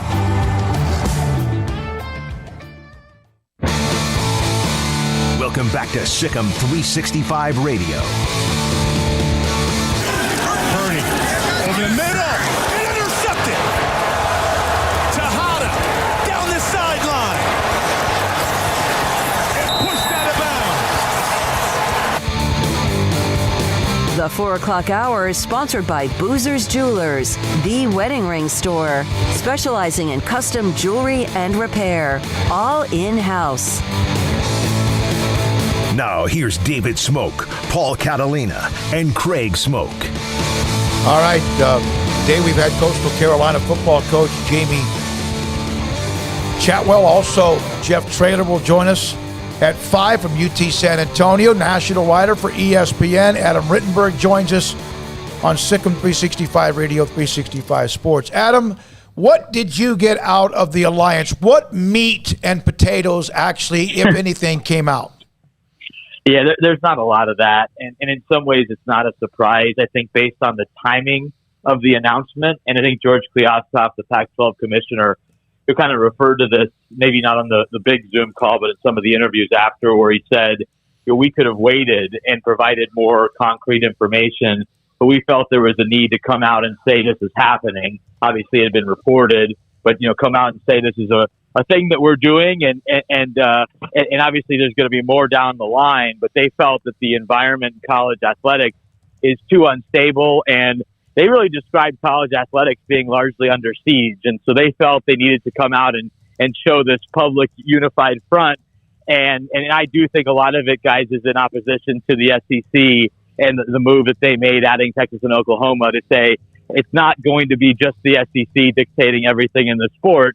There's other leagues, there's other big brands that are going to try to have a say, and rather than tearing each other apart with expansion, which could still happen, but at least right now the play is to not do that and to try to work together on some of these big topics. So when he brings up expansion in the Pac-12, Kliavkoff, what do you really expect that to be on Friday? Do you expect that to be anything, or is that, we've made the alliance, expansion not now? It's hard to predict with George Kliavkoff. I felt he's been the wild card in terms of the key figures all along, just because of his background and the very clear objective he had in getting the job, which was to improve football and to raise revenues in the conference. And so I think it's probably naive to write off expansion, even though that certainly seemed to kind of go against the spirit of what the alliance was trying to project yesterday. So it certainly would be odd to hear some of the comments from the other commissioners about the Big 12 and wanting the Big 12 to thrive and remain alive as a power conference, and then the Pac-12 to say, hey, they're looking at expansion, and then go pillage what's left of the Big 12. But it's college athletics, guys, and as much as they want to say that they're united, and I do believe that that's true to a degree, you have to look out for your own conference or your own schools. And if the Pac-12 determines that it's in their best interest to expand and that they could really enhance their value that way, which I don't know if they can, but they may believe they can, I don't think it's going to stop them from going forward. So if they do not add Big 12 schools, what do you think those comments meant in regards to the Big 12? Well, I think there is a genuine desire. I mean, they don't do this if they're all gung-ho on expansion. They would just be expanded. Right. And I think that they see that there's value in not ruining the Big 12 and not, consolidating more power in the SEC or in, only two conferences. I think ideally, those commissioners would like to see, five real power conferences and things kind of remain on track. Now, it's going to be hard to envision that because of what the SEC did and the increased power that they have. But I get the sense listening to those guys that they would very much like to have as many healthy power conferences as possible instead of one conference with all the power and influence. Yeah, I would think so. In the end, Adam, what do you think is your gut feeling? And I know that whatever you say, Lord knows if it's going to be close, but and not because of you, but because of what we've seen the last month. What do you think happens to the Big 12? What do you think with the 8 remaining teams? Do they expand, or are they just going to fall apart and go different places? Well, I think they have to assess the value of expansion, right? Because we all know that their revenues are going to go down, and they're going to go down significantly without Texas and Oklahoma. So as they assess the landscape, they certainly can expand. Most of those, or really all of those American conference schools, if they had the opportunity to join a league that still has the automatic on the front of it or the autonomous conference on the front of it, they're going to jump at that opportunity. But the Big 12 has to assess by adding, will this offset the revenue loss that they're going to have losing Texas and Oklahoma, or is this just going to be another mouth to feed? And that's the tricky part. That's where the real analysis has to take place. We all know that they had these options on their plate back in 2016, many of the same options, and they chose not to expand. Now, the situation has obviously changed, and maybe they feel it's in their best interest to do that. I think there could be an opportunity there, but I also wouldn't be surprised if the Big 12 says, you know what, we're good at 8. We're going to hang on to this autonomous, automatic qualifying status, or whatever they're going to call it, power status, as long as they can. It certainly seems tough to do that when you're at 8, though, and those other conferences are at least at 12, if not larger. Yeah, Adam, what did you make of the information, though, on that 4 or 5 years ago when they entertained this, that it was Texas and Oklahoma that kept them from doing it, and now they're doubly screwed in that they didn't expand and Texas and Oklahoma still left? Right. Well, I mean, again, the problem with the Big 12 was that you had so much power in the hands of 2, and of those 2, you had one that, I think was always unreliable in Texas in terms of its interest and was always looking out for Texas, maybe more so than the conference. And I do think the Big 12 made a mistake by not expanding. I don't know if it would have prevented this outcome. It likely wouldn't have. But I think we're talking about a different situation if the Big 12 had gotten a little bit bigger back in 2016. And so there's a lot of, Monday morning quarterback we can do on the Big 12 and what they could have done and the leadership and all of that. But I do think in hindsight, it would have been wise for them to kind of listen to what they've been told and seeing the value of adding some members. So I want to ask you this, and this is not about expansion and realignment, and sometimes, thank God, it's not. How much did you get as far as feedback and with the story about Paul Wolf? the Washington State coach and his wife. And I read the entire thing. I could not stop reading it at first, Adam, and I know that there was another writer involved. I didn't quite know where it was going, and then, my goodness, I found myself minutes and minutes and minutes later still wanting to read to the very end. Is that one of the most powerful pieces you've ever done? Oh, I appreciate that. Definitely, one of those stories that you'll remember for the rest of your career, and we're hoping to kind of do more with that project because there was a lot that we couldn't include, and we obviously focused so heavily on Paul, but there's so many interesting parts of that story, and just obviously incredible what happened. And there was so much that happened after his mother disappeared in those years with her family and his father, and then never getting a conviction, and then thinking this thing was over, and then surprise, they're able to identify her remains last year, and then have this incredibly moving funeral and celebration of life that I attended back in July in California. And so Paul's just a great guy. He's got a great family. They're very fun and entertaining people. And, we're just really honored to be able to share that story. And I appreciate what you said, and obviously got a huge response. And, again, Kyle Bonaguro, my great colleague, and I are hopefully going to, see where this thing can go beyond just that one story. Did you guys have a chance? I'm not saying you did. I read it. It was fascinating. It's incredible. Yeah. It's an incredible story, and it's just twists and turns, and to have some clarity, even though it still has to be horrible, to have some clarity about his mother had to be a big deal. We're talking to Adam Rittenberg of ESPN.com. Yeah, Adam, going back to expansion, the AAC is locked in with ESPN. They seem to have a pretty good deal there, and obviously there was all that talk during the Texas-Oklahoma departure about, what was going on with the AAC. So autonomy is the only reason why, Houston and UCF or Tulsa or whoever would still want to jump to the Big 12, right? And how long, for those that don't know, and I'm not even entirely sure on it, I mean, autonomy status, is that just a forever thing? Because that's the only pull I see for those schools to jump to the Big 12, or am I missing something? No, and that's a really good question. I mean, how long does that last? What qualifies? Who makes that decision? And I think that's why the playoff situation is so interesting, because the Big 12 obviously has that status right now and could have that status in an expanded playoff. But after what happened, is that status being reevaluated? And that's certainly something that those schools have to look at and say, you're always looking ahead, right? You're looking to your future. And is this stable? Am I more stable going to the Big 12, or am I more stable staying in the AAC? I still think that the prospect of having that access and certainly increased revenue, even though it's going to be decreased from what the current Big 12 schools are getting, would be really attractive for the current members of the AAC, which, again, strong conference. Mike Oresco's done a really good job as the commissioner, and maybe there's a merger. I mean, there's all sorts of things that might happen, but I think, again, the urgency. We just talked about the alliance and how there wasn't a whole lot of information and maybe not a ton of urgency. There's a lot more urgency right now with the Big 12 and the AAC. I think those are leagues to watch, along with the Pac-12, as to what's going to happen next.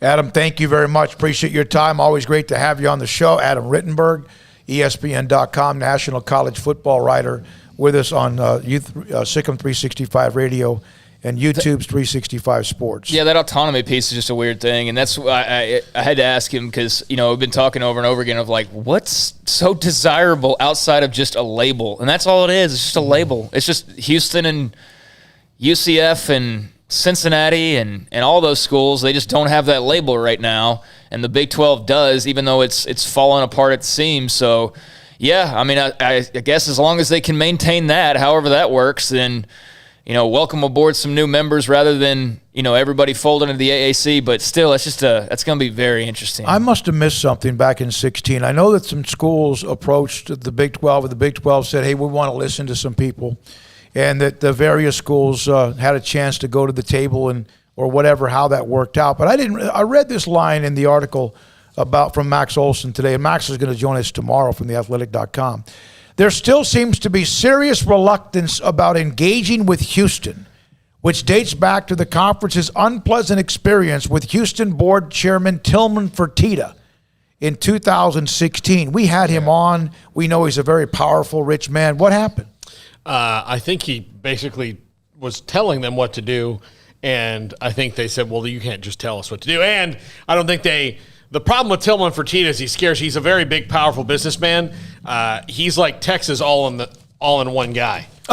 I mean, watch Tillman Fertitta do what he does. I mean, he kind of unilaterally moves and does things, and that's good because he can. But, again, I think they would have felt a little bit like, well, why is Houston all of a sudden telling us what to do because of this one dude? And they're not even in yet. I think it might have been some of that, Paul, but I think it was mostly the fact that they went through that whole process and then didn't get an invite. Yeah. That for sure was one aspect of Fertitta being pissed at the Big 12 was he basically felt like they put him through a dog and pony show. Because which they did. They did. And so he's just the one that's been vocal because who's he have to answer to? Nobody. He don't have to answer. He don't have to be scared of anybody. He's got more money than God. So he's fine in that regard. He don't have to tremble like an AD or a president or somebody like that. He can kind of, speak his mind. So, yeah, I think he was just more upset by the fact that the Big 12 threw this carrot out there or dangled this carrot out there, and they had no intention of really anybody grabbing it. They just kept pulling it away every time Houston felt like they actually had an opportunity to join the conference. And you know what? I'd be rightfully pissed too. He's got every reason to be upset about that. But, I do think he's a personality that's not exactly in line with a lot of college athletics officials as well. So I could see where that would maybe rub some people the wrong way. But yeah, to me, Houston, I still always go back to, and I'm not like opposed to them joining the Big 12 or anything. I just look at it from the standpoint of Texas Tech and TCU and Baylor. Now, look, if Houston is the key to you remaining together and remaining the Big 12, then bring on Houston. But if you can do it without Houston, I try and do it without Houston. And I don't mean any disrespect to U of H, but from those three schools' vantage points in particular, I am not trying to bring another member to the party in the state of Texas. You know what I mean? Like, you're elevating them to your level. They're in a bigger city than all of you by a long shot. I think the last thing you really want is a strong and confident and suddenly stronger than ever University of Houston, because you're just setting them up to probably surpass you, quite honestly, potentially, maybe not. We know that Baylor and TCU and Tech aren't just going to fold over, but they are now on your level, whereas they have never really been since the Southwest Conference. And do you want to we talk about dividing pies and doing all that. Like I said, if they bring value, bring them on. I have no bones to pick with that. But if I'm these administrators at other schools in Texas, they would not be my first choice. From Eric, I would be scared about, yeah. From Eric, Tillman Fertitta is the UT of board chairs. He can pretty much do whatever the hell he wants. I mean, really, he doesn't care. He's got words to say. He's going to say them, and find me? Okay, fine. Here, pull $1 billion out of my shoe. So, yeah, that guy is built a little bit different than most in college athletics, like I said. And yeah, he's going to say what he means and means what he says. And, the more this goes on now, I'm sure we'll hear from him very soon if we haven't already. I don't know, but I'm sure he will be quite vocal when the time comes if Houston does have that carrot dangled in front of them once again. And based on the autonomy status and not knowing, nobody knows when that ends or how that ends or whatever, I think they're, I'm sure I could dig into it more, but just off the top of my head, I don't know. You're in a good spot if you're the Big 12 and as far as having that label. Now, if that label was to disappear, then all bets are off and you're probably folding into the AAC. But for right now, yeah, they are still kind of attractive in a way. All right, that's the segment. Thanks to Adam Rittenberg. We'll have Jeff Traylor at 5 from UT San Antonio. For example, we have two NFL writers in the 5 o'clock hour, John Machota and John McClain. If you're Baylor and Houston and Tech, I'd much rather have UCF and Cincinnati and who are some BYU, Young, Boise State, and Boise Memphis. State. Okay, cool. Or Memphis too. Or a combination of those four. I'd rather have a combination of those four than start having to really recruit more with Houston and feed that animal. And all of a sudden, their fan base is like, "Oh, we're up in the big level." You know what I mean? And so that's what I would prefer if I was those schools, like I said. But you know what? You got to take what you can get, too. They got one Ed Oliver. If you put them up in the Power 5 level, they're going to get a bunch of more. Yeah, exactly right. Exactly All right, right. To answer one text, and then no, we got a break. We'll come back and answer. Klaus Heitman sent a chat room in about the Big 12, and we've some names that he brought up. We've brought up many times, and it's very simple about why at least 3 of them would not be interested. And when we come back, Sikkim 365 Radio and 365 Sports, the number, text 254-339-1122. PettyClinicalOT.com. Dr. Kent Petty can help you become the high-performance man that you want to be, that maybe you used to be. As you get older, things change. It's part of father time, part of life. And as a man, your testosterone level can also start to get lower. Testosterone, of course, feeds a lot of things within your body, helps with your energy, your sex drive, and much more. And low testosterone can also cause problems with your sleep habits. Now, you could have all of those issues or symptoms, or maybe just one. First of all, 1 out of every 3 men have symptomatic issues when it comes to low testosterone. So there's nothing wrong with admitting it, whatever it might be, whether it's sleep, whether it's energy, whether it's sex drive, or any of them combined. Dr. Kent Petty will set you up to get your blood work, lab work. He'll set that up for you. You contact him at PettyClinicalOT.com. Top corner, left side, there's a phone number and email. Contact them and tell them, I don't feel the same. Maybe you say, well, I'm only 37. That doesn't affect me. You don't know. It doesn't happen most likely when you're in your 20s or early 30s, but it can. PettyClinicalOT.com. Get the lab work. He'll check your results, and if the testosterone levels are lower than they should be, he'll put you in a program to help you become the high-performance man you used to be, need to be, and want to be at PettyClinicalOT.com. 1, 2. I'm in love with a man named Rudy. I'm okay with that. He knows exactly what I want. He keeps me coming back. He cooks breakfast, lunch, and dinner for me. Does the dishes too. I'm in love with a man named Rudy. Last name Barbecue. It sure is easy to fall in love with Rudy's tasty oak smoked barbecue. Next in line.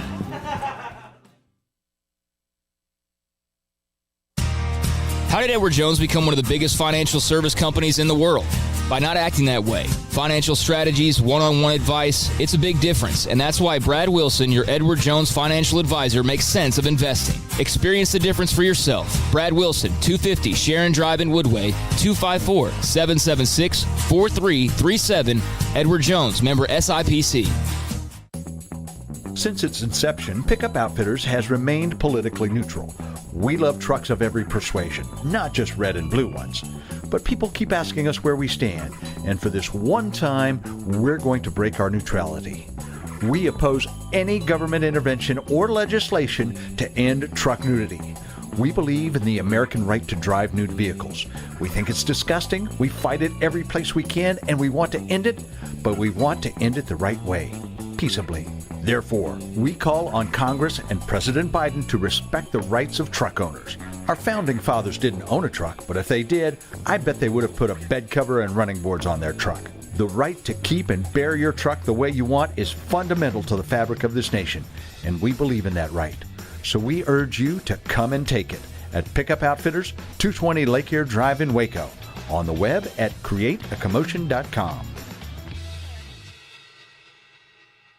At Impact Research Institute, we can help you identify if you have non-alcoholic fatty liver disease and measure for liver stiffness or scarring. If you or a loved one has diabetes, high cholesterol, hypertension, obesity, or concerns about your liver health, Impact Research Institute may be able to help by providing liver health screenings quickly at no cost, physician counseling, and opportunities to qualify for clinical trials.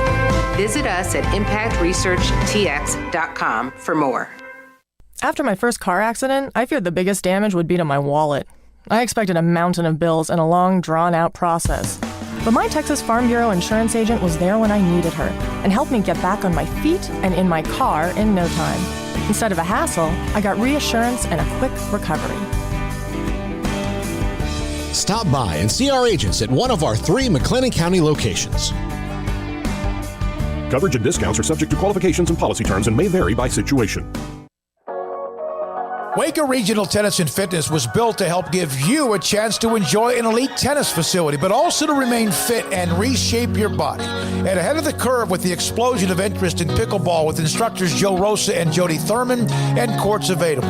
Like your body, Waco Regional Tennis and Fitness has gone through its own physical changes. Large flat screen stretched across the weight room with Wi-Fi available with their own app to enjoy news, business, weather, or sports. Beautiful sound of members working out, running, lifting, stretching, group exercise, class classes throughout each day. Personal trainers Christy London and Randall Corley.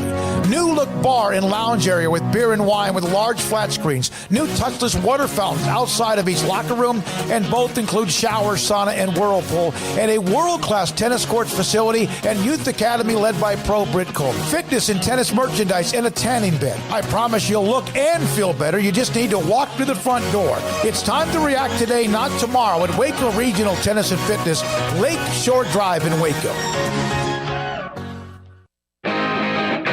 Welcome back to Sikkim 365 Radio. Have you subscribed to our YouTube channel? Search 365 Sports on YouTube. The chat room, Klaus Heitman. What about a counter-strike by the remaining Big 12? And we have gone after or discussed a lot of these teams, but we can do it on occasion again. Instead of UCF and Memphis, Nebraska, Colorado, Utah, Brigham Young. Nebraska's getting $50+ million a year, no matter who they are, which is nothing right now. And that's They're going to be not important. walking away from that. It's going to be important when they have to buy out their head coach here pretty soon. Yeah, that's true. I mean, I'm not trying to be a jokester or anything, too. You know, like, I mean, with Scott Frost, who knows? You know, how this year goes is going to say a lot. You know, obviously last year was tough for everybody, but I'm sure they'll give him a little bit of a longer leash than they would, you know, a guy who didn't come in and win a national championship for you as a player. But, I mean, it doesn't show a lot of signs right now of being, like, on a great direction. Can we make a policy right now? I'm going to make a policy.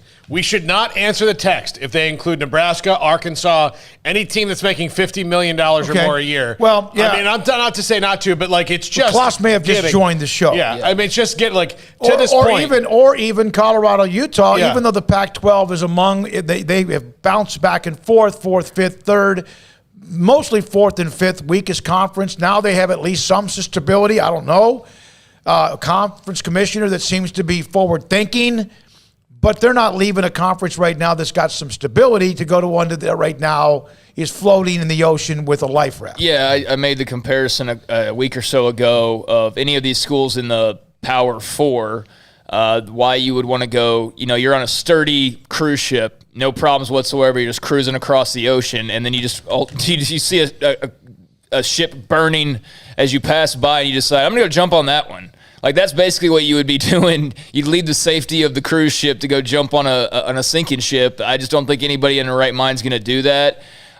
So, yeah, I mean, it all comes down to stability for me. Now, you know, years down the line, you know, maybe there's some things. Like, that's the thing, is if the Big 12 can stick together and potentially expand and right the ship enough to remain autonomous and do all that, then, you know, you only got to wait a couple more years till all these TV rights start coming up. And I know this likelihood of somebody jumping from the ACC and all that's unlikely, but, you know, you don't have any options right now, that's for sure, and definitely not the ones who have already left. From Red Wine 65, Nebraska just spent $500 million, $150 million on athletic center, $350 million academic commitment. They can't leave. That's a good point. Top chat from Gator Zoned. Who has a bigger 2018 failed hire? Pruitt to Tennessee, Frost to Nebraska, Taggart to FSU, or Kelly to UCLA. Who's the coach now at Tennessee? Josh Heupel. Who's the coach at Florida State? Mike Norvell. Who's the coach at UCLA? Well, still Chip Kelly. And Frost is still at Nebraska, so at least they're still where they were. Now, like, if this was like the sausage race at the baseball game, the Chip Kelly and Scott Frost would still would be out of this race of who was the worst, you know, or the best. I guess they'd still be in it. This is a Willie Taggart or Jeremy Pruitt decision. Who did Pruitt replace at Tennessee? Butch Jones. Okay, why? Butch Jones wasn't winning. Frost replaced Mike Riley at Nebraska because they were stuck in the mud. Mm-hmm. Taggart replaced Jimbo Fisher. Yeah, who was basically not wanted anymore, and now he's built another program into what is the top 10. Do you want me to cry on the internet? Do you want me to? Chip Kelly at UCLA replaced Mora. Was it Mora? Yeah. So I would think that of those, I would have to say, I hate to say it to you. It's got to be Taggart. Yeah, I mean, that was a total disaster. I mean, for him to jump up and then, you know, he had the Oregon gig and looked like he was going to be settled in there, and for him to just, and I know that was pretty mutual, actually, but, I mean, Oregon knew quickly, like, this is not the right hire for us. But, you know, FSU, you know, they tried. Oregon, here's what happened with Oregon. oh, man, we got this guy who wasn't very good. Wait, FSU wants him, and they're going to pay his buyout, and he's going to leave all the assistants? Yeah, no. Yeah. You're exactly right. Hey, he collected a lot of money during that time period, but, man, like nothing worked. Nothing worked. Here's one final note from Eric, who came up with that good note about Tillman Fertitta. What are your thoughts on this argument that leaves us, TCU and Texas Tech, outside? If the state has only 2 Power 5 teams, A&M and Texas, which was one of the things that Mack Rhodes talked about, can only make so many players from this talent-rich state available. They can only take so much. That means great players would have no choice if they wanted to play at a Power 5 conference to go outside of the state if there are only 2 Power 5 schools. And that's something that I know Dr. Livingstone, Mack Rhodes, and others brought up when they had that, whatever that was, down in Austin. And it's a pretty good point. It's a pretty good point. And you wonder about what the high school coaches think about that, too. Well, I remember reading an article a couple weeks ago about, part of the maneuvering going on and administrations having some say in the rules, like the SEC doing what they did or like the Alliance doing what they did to have more control over the rules. I mean, what's going to happen if expanded rosters are a thing here pretty soon? Because they very well might be. And then I would be concerned about, those teams being able to hoard even more talent. It's a grave concern. I mean, obviously, these other schools here in Texas are just sitting out there, and there's not a lot that they have in their ammunition box right now. They're kind of just having to sit by. But yeah, I mean, these things are playing out the way they're going right now for Texas and A&M to have a complete monopoly, more so than they've already had, and Oklahoma and Ohio State and those schools are going to come get their fair share of Texas recruits, as they do every single year as well. So. Yeah, man, you're getting squeezed out in a lot of ways if you're these other Texas schools, and that's why it's just imperative that you've got to make something happen somehow. When we come back, the 5 o'clock hour, Jeff Traylor, head coach at UT San Antonio in his second year. Also, we'll hear from John Machota on the Cowboys and John McClain on the NFL, Sikkim 365 Radio and 365 Sports. Riverbend Liquor and Wine, Lakeshore Drive and North 19th Street here in Waco. Excellent customer service. A drive-through window that speed rivals like a NASCAR pit stop. It's ridiculous how quickly they get you their stuff. Also, the most extensive selection of craft beer. But right now, I got to talk about their amazing array of high-end bourbons. Pinhook, Weller, Buffalo Trace, Brush Creek, Hotel, Garrison Brothers, Thomas S. Moore, Hooten Young, and Bardstown. That last one is a distillery I would really, really love to tour one day. Great customer service, like I said, and that great drive-through window. So if you're a bourbon aficionado like myself, pop in to Riverbend Liquor and Wine, Lakeshore Drive and North 19th Street. Find out more on Facebook and Instagram. Hi, Mark Stewart here with Bird Colgin Ford. Score big with Midway Football and Ford Trucks. It's time to catch football fever and find the perfect Ford truck for your next tailgating party. The Ford F-150 has been America's #1 selling truck for 44 years, and Bird Colgin Ford has the perfect truck for you to drive to your next football game. Enjoy the game. Enjoy the ride. Enjoy the many truck choices at Bird Colgin Ford. Visit us anytime at bkford.com, making buying your next Ford simple at BK Ford. Boozers is the wedding ring store and more. If you're ready to get engaged or already married and want to upgrade your wife's ring for a special anniversary, Boozers is the place to go. With the largest selection of premier quality diamond engagement rings and wedding rings in Central Texas. They have 7 cases with over 300 styles of rings from top designers like Natalie Kay. Choose from yellow, white, or rose gold, plus beautiful top quality loose diamonds. With an in-house jeweler, they can also custom make anything you want. Bring in a picture or drawing and let Boozers create your one-of-a-kind pendant or ring. They can even use some of your old gold and diamond jewelry to create something new. At Boozers, you'll find a great selection of quality timepieces, and Boozers is the place for expert watch maintenance and repairs too. They specialize in expert Rolex watch repair for fine jewelry, watches, custom work, and more. Go to Boozers on Valley Mills and Lake Air Drive in Waco. Boozers, the wedding ring store and more. With so many companies and policies out there, it gets so confusing shopping for insurance, and I never know if I'm getting the policy that's right for me. Luckily, I met the team at the Niche Group Insurance Agency. With the Niche Group, you can go to one company and get access to coverage options from many insurance carriers, and you get to speak to a real person about your specific coverage needs. With the Niche Group, I know I'm getting the right coverage at the right price. If you need insurance, talk to the experts at the Niche Group at 1-800-258-8302. Baylor Scott and White, Southwest Sports Medicine and Orthopedics, the team physicians for Baylor Athletics, diagnosing and treating all sports-related injuries, including concussions. These specialists also provide orthopedic services for athletes and non-athletes alike, whether it's knee or shoulder pain, hand or wrist injury, orthopedic spine care, and even an arthritis and total joint clinic. Trust the doctors Baylor Athletics trusts. Baylor Scott and White, Southwest Sports Medicine and Orthopedics wants to get you back in the game.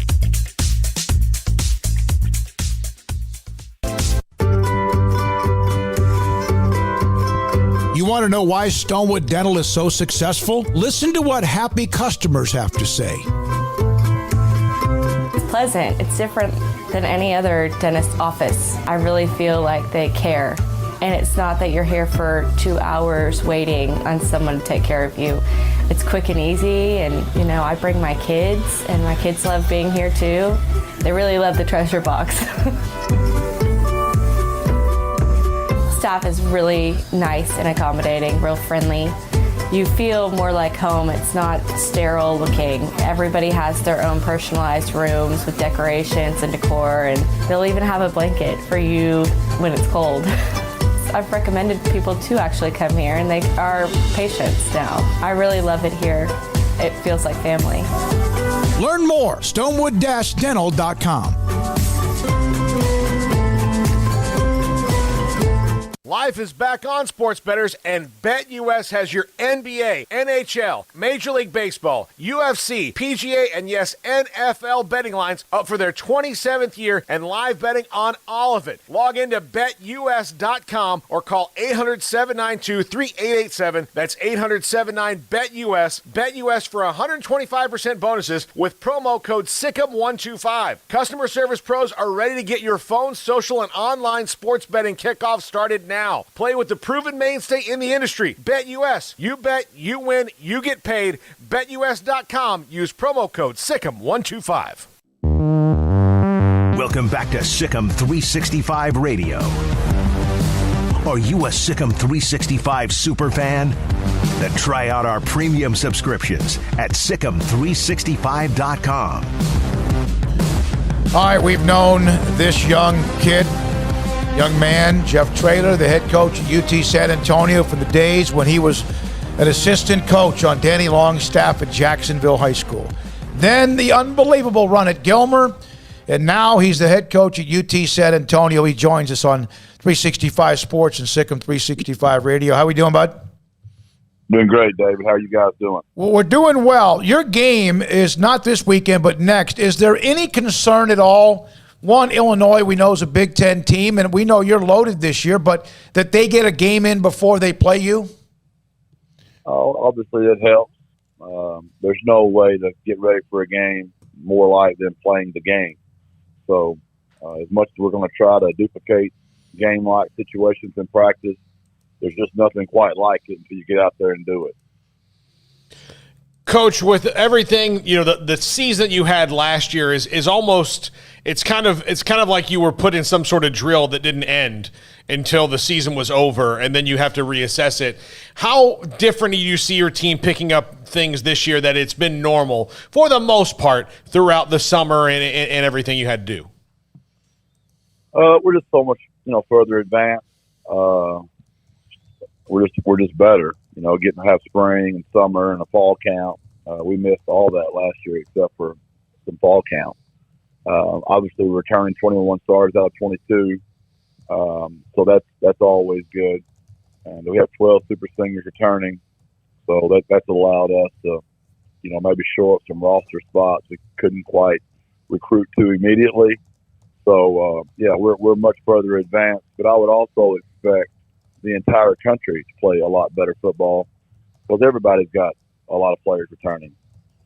What's it like to build a roster in this day and age with so many different things attached to building a roster, from the transfer portal to the recruiting itself. What's that experience been like for you? I enjoy it. We enjoy. We're all problem solvers, right? It's like a big puzzle you're trying to figure out, and we sure don't have all the answers. But we've chosen to go kind of a blended version. We're going to make sure we recruit the Texas high school football coaches' kids for sure. We're going to have, we've signed now, of our 29 kids, all 29 of those kids from the state of Texas. But we've gone junior college a little bit. We've gone grad transfer, and we've gone transfer portal. So our roster is blended, and we've hit on a lot of kids, from maybe those Power 5 schools that went off up north somewhere, thinking it was going to be all that, and then they realized how great the state of Texas is and want to get back to some warm weather and play in the Alamo Dome. How perfect is the transfer? I mean, I know it's kind of a house of horrors at some point for people, but for a school like yours that can find guys that really do belong at UTSA, how good is that for you guys at your level right now at UTSA? Well, it's all a domino effect. I mean, it's just it's all the same. I mean, really, for all of us, it's all about your culture on your roster. And I think it's going to benefit the guys that take care of their players. There's an old saying that de-recruiting begins once they sign. Well, there's no such thing as de-recruiting. You should be recruiting your roster every day anyway. So if your players don't want to play for you, there's probably an issue going on there. So I don't have a problem with it. I think we'll benefit from it just from the way we treat our players. And it's very much like the Texas high school coaches they came from. And it's a philosophy I've had since I've been in the Texas High School Coaches Association, and we take care of our players. They don't care how much you know, so they know how much you care. And I know that's old, but some guys live it, and some guys just talk it. Jeff, you are at Texas as an assistant coach, so you've been there. You know the news about Texas and Oklahoma and the SEC and how it could shake up the landscape of college football. We also thought that expansion in the college football playoff would allow Group of Fives to have more of a chance, a little bit more of a chance. What are your thoughts as somebody that's in a Group of Five conference right now about the possibility that there's going to be some super guerrilla conferences and the Group of Five just might still be left out again? I know you're not going to want to hear it because it's going to be straight coach talk for you, but I just can't go there, David. I've got too many things to worry about. I mean, I got to figure out how to get a mock game done Saturday without getting anybody injured, and my jersey's all matched up correctly with single-digit numbers. So I just don't go there in my mind. I know I have a really good job in a great city, and if we take care of ourselves, we'll be fine. We'll be fine. If we don't, no one's going to want us anyway. So we got to go win some ball games. If we do that, we're in the 7th largest city in the country. There'll be a lot of people wanting us to play in their conference if we take care of our business. If we lose, they'll be wanting somebody else to coach the team anyway. I love that response, even though I know that you tried to kind of paint vanilla all over it. I do. I really do. Go take care of what you can do right now. So tell me about your white couch. My brother, last year he gave you the birds, now it's the couch. There's no secrets in the trailer house. Well, my wife, she thinks that since all my children are gone, she decides she wants a white couch to match her white house. When there's nothing wrong with my brown leather couch that I've loved forever. It's now upstairs in the game room, right? Well, COVID hits, and now all the kids are back home last year, and so no one can sit on the couch. We can't use the couch. It has to stay white. So I don't even know why we have a couch if we can't use it. I mean, it's the source of quite contention in the house, to say the least. So you bought a couch that's not allowed to be sat on. Well, yeah, you can sit on it if you're eating ice cream. If you're on the very, very edge of it, and you're like holding over the table in case something spills on it. I mean, I don't know if that's using it. I don't see that as using it. Chips and hot sauce, off limits. I mean, French fries and ketchup. And there's just too many rules. Brown leather, she didn't care it. Now white, whatever this stuff's called. Yeah, not good. It's just, I feel bad for the couch. Like Howard Hughes' couch. Doesn't the couch feel bad that it can't just get to be what it's supposed to be? It can't be a part of the family if you don't just get mixed up in it. I need y'all. I need a lot of help. 30 years of marriage, I still don't have a vote, but maybe with y'all's wisdom, y'all can help me. Yeah. Well, I don't think this segment's going to help you, man. I'm just telling you that this might have made it worse. Oh, my goodness. How much difference do you feel that you have, even though a bizarre year under your belt, you have a bunch of people back? You mentioned that. You guys are loaded. But how much difference do you feel now that you've kind of had a chance to settle in, not on the white couch, but on UT San Antonio football? Well, we still hadn't just got we hadn't gotten a routine still. We were very blessed. We got to move in our new building.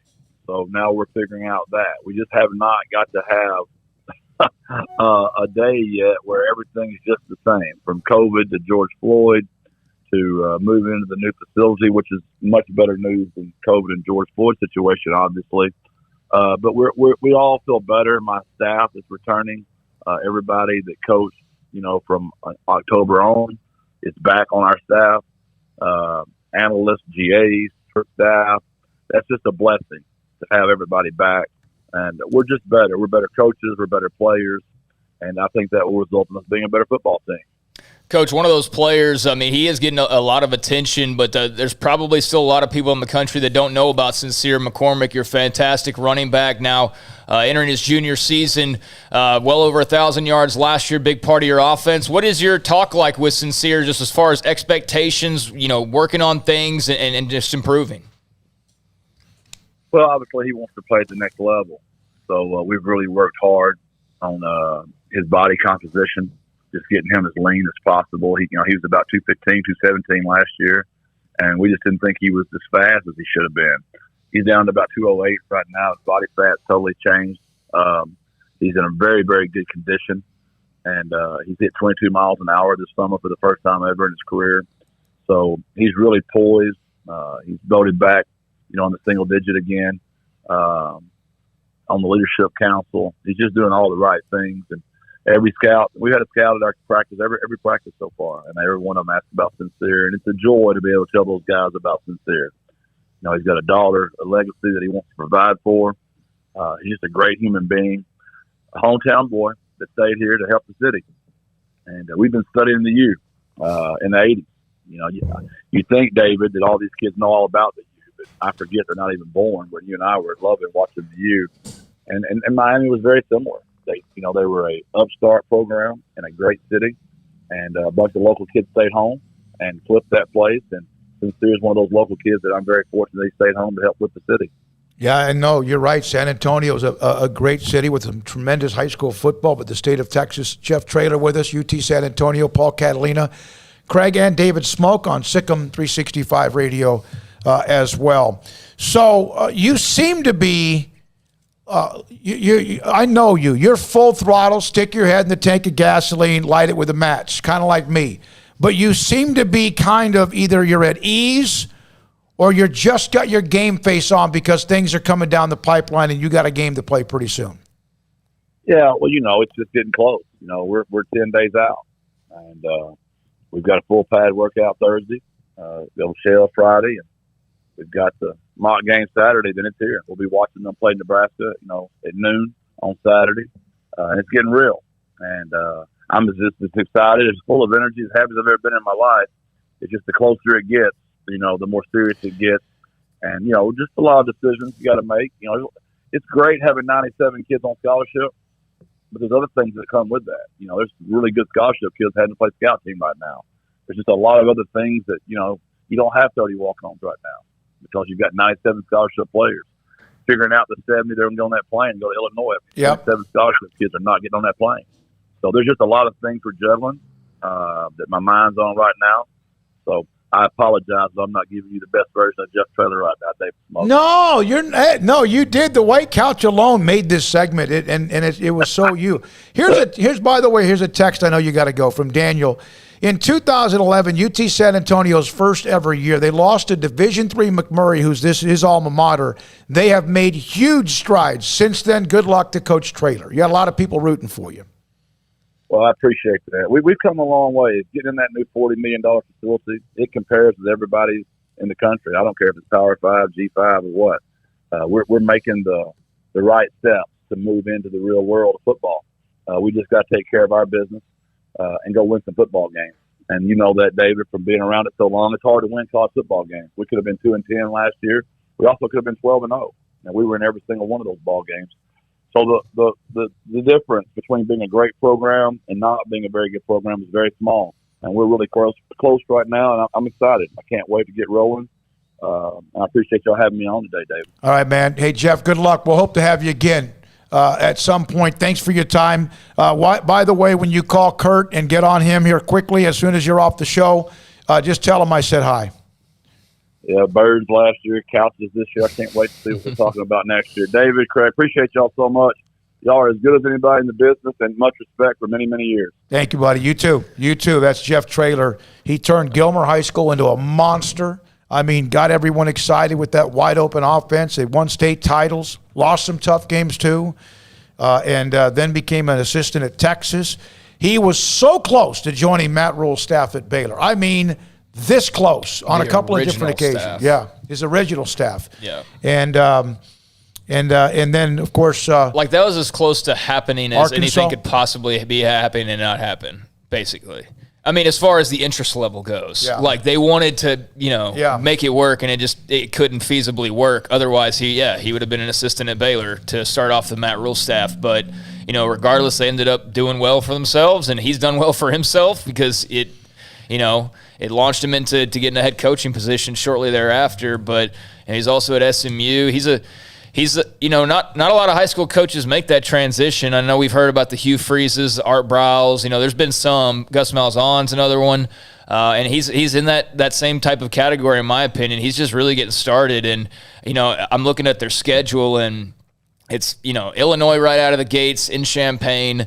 Lamar, that should be a win. Middle Tennessee, but they're at Memphis. They've got, obviously their conference games, the likes of La Tech and, teams like that, North Texas, UAB. But yeah, I think they're in store for a big year because I'm looking here, and I think the only school I'm picking to beat them, or the only schools I'm picking to beat them, is like Memphis. And I mean, I wouldn't be surprised to them go upset Illinois right out of the gates. Honestly, like if I have UTSA on my schedule, I'm just telling you, I'm not chalking that up as an automatic win if I'm not like Ohio State level, because they're going to come in and get after you. How many did he say? 21 of 22 starters back or something like that? Yeah, they're loaded for bear, man. I'm telling you, like if I'm Illinois, I am very much on upset alert. Game number 1 of the season. And, I'm interested to see what that final score ends up being. Well, I hope Illinois is 0-1 when they play UT San Antonio, because they open up with Nebraska Saturday. Yeah, that is a home game in Champaign, though. But you're right. Yeah, still, though, like UTSA can beat some folks. I mean, they will. That Memphis game will be really interesting, too. But, I like what he's got going on down there, and starting to, get his grips on – the roster and recruiting and all that. Sincere McCormick, for those that don't know, a fantastic running back. If you get a chance to watch UTSA, he's a really fun player to watch. And, I'm excited for that. Was he a Campbell finalist last year? Or is he? I believe he was. All right, when we come back, Earl Campbell, Tyler Rose Award. When we come back, John Machota, Cowboys. He joins us, John McClain, NFL Hall of Fame writer. Paul's Top 5, the 5 o'clock hour, rolling on 365 Sports. Richard Carr, Buick GMC Cadillac. They've got the summer savings event going on right now over at Richard Carr. That means they've got a boatload of new and pre-owned vehicles that are on the lot and ready for you to take a test drive, and especially ready for you to buy right now over at Richard Carr. It's the summer savings event, and they've got different options like the CT4 sedan, started at only $33,395. The Cadillac model, it's smooth and powerful. They also have the Cadillac XT4s, XT5s, XT6s. That's their lineup of SUVs. They're in styles and sizes to fit your lifestyle. And the Cadillac model as a whole has got responsive power, advanced technology, exceptional agility to bring a smile to your face on every drive. They also have the Buick line of vehicles. You've got space, safety, and luxury while you're out on the road right now. Well-qualified buyers can get 0% financing for 72 months on most 2021 Buick SUVs. And I mentioned that That lot full of pre-owned cars and trucks, well, all of them are priced to move during the summer savings event with multiple cars and trucks priced to get you back on the road this summer, and all of those pre-owned vehicles go through a 172-point inspection before they hit Richard Carr's lot. With dozens of lenders, Richard Carr says yes when others say no, and 100% credit approval is always their goal. And if you're here in the greater Waco area, well, Richard Carr is your local hometown dealer. Give them a chance to earn your business with great prices, free oil changes on new cars and trucks, and superior service after the sale. So you can come by the dealership and take a test drive, or you can get in contact with the folks over at Richard Carr, and they can set up a test drive where they will bring it to you in your place of business or your home. So come by and take a test drive at the dealership or get in contact. They'll bring it to you. Either way, take advantage of all these great deals. It's a summer savings event going on all month at Richard Carr, and they are owned, operated, and run by loyal and proud Baylor Bears. At Baylor University, students can shine in their own way. Or should we say their own ways? Because there's no limit to the ways Baylor students make the world a brighter place. Whether they're leading a student organization or following a higher calling, getting advice from faculty, or taking part in world-class research, pursuing their dreams, or working toward their dream job, students find their place to shine at Baylor, where lights shine bright. At Ideal MRI, we feel blessed to be part of the Waco community. We're a small family business here in Central Texas. At times like this, the cost of healthcare has never been more important. And unfortunately, significant illnesses and injuries still occur. And that's why Ideal MRI is open and here to serve you through this difficult time. So if you need an MRI, ask your doctor about Ideal MRI. You can schedule online in minutes at idealmri.com or call 833-IDEAL-MRI.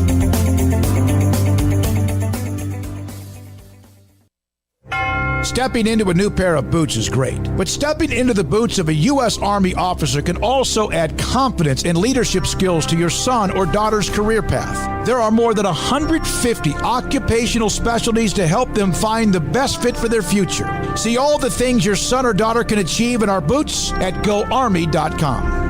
U.S. Army Waco Recruiting Company, 254-598-8131 or 254-776-1543.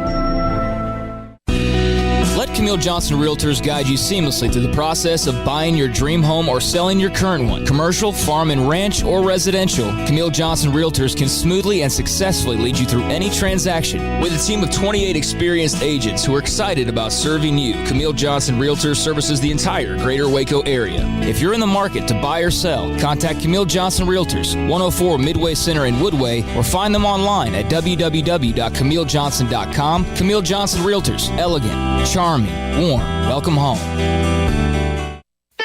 Don Humidor, your home with a 48-foot walk-in humidor with the elite cigar brands from around the world, including the #1 cigar of the year, Aging Room Cuatro Nicaragua. Plus, they have the great brands like Macanudo and Artur Fuente, Rocky Patel, Aston, and so much more. CBD, great for sore muscles, aches and pains, sleep, Vita Dreams, and anxiety, mild depression, general health and wellness. Their staff very knowledgeable on the subject. If anyone is curious about CBD, ask Carol and Ashley. Don Humidor in the Townwest Shopping Center off Valley Mills in Waco. It takes time to reach goals. It's a truth that applies to more than sports. It goes for your financial goals as well. You work hard for your money, and you deserve an investment strategy that lines up with your game plan. And Tom Albers, your Edward Jones financial advisor, can help. If your financial investments aren't putting forth the effort you desire, stop by today for a financial review. Tom Albers, 4301 Lakeshore Drive, 254-776-7605. Edward Jones, member SIPC. Three Nations Brewing Company has 16 different beers on draft with a new beer every Friday. It also offers 2 air-conditioned tap rooms, a large indoor beer hall, a second-floor mezzanine offering a great overview of the brewing company and equipment and patio where you can relax under the shade. Plus, you can now experience the new Three Nations Beer Garden Grill on our shaded patio with socially distanced seating for your enjoyment. Grab a cold beer and enjoy a bite from our freshly prepared and delicious menu. Street tacos, quesadillas, freshly cooked burgers, and dogs and veggie burgers too. State Fair tornado fries, nachos, and so much more, all prepared and cooked on site. So come visit the award-winning Three Nations Brewing Company on East Vandergrift off I-35 in Carrollton.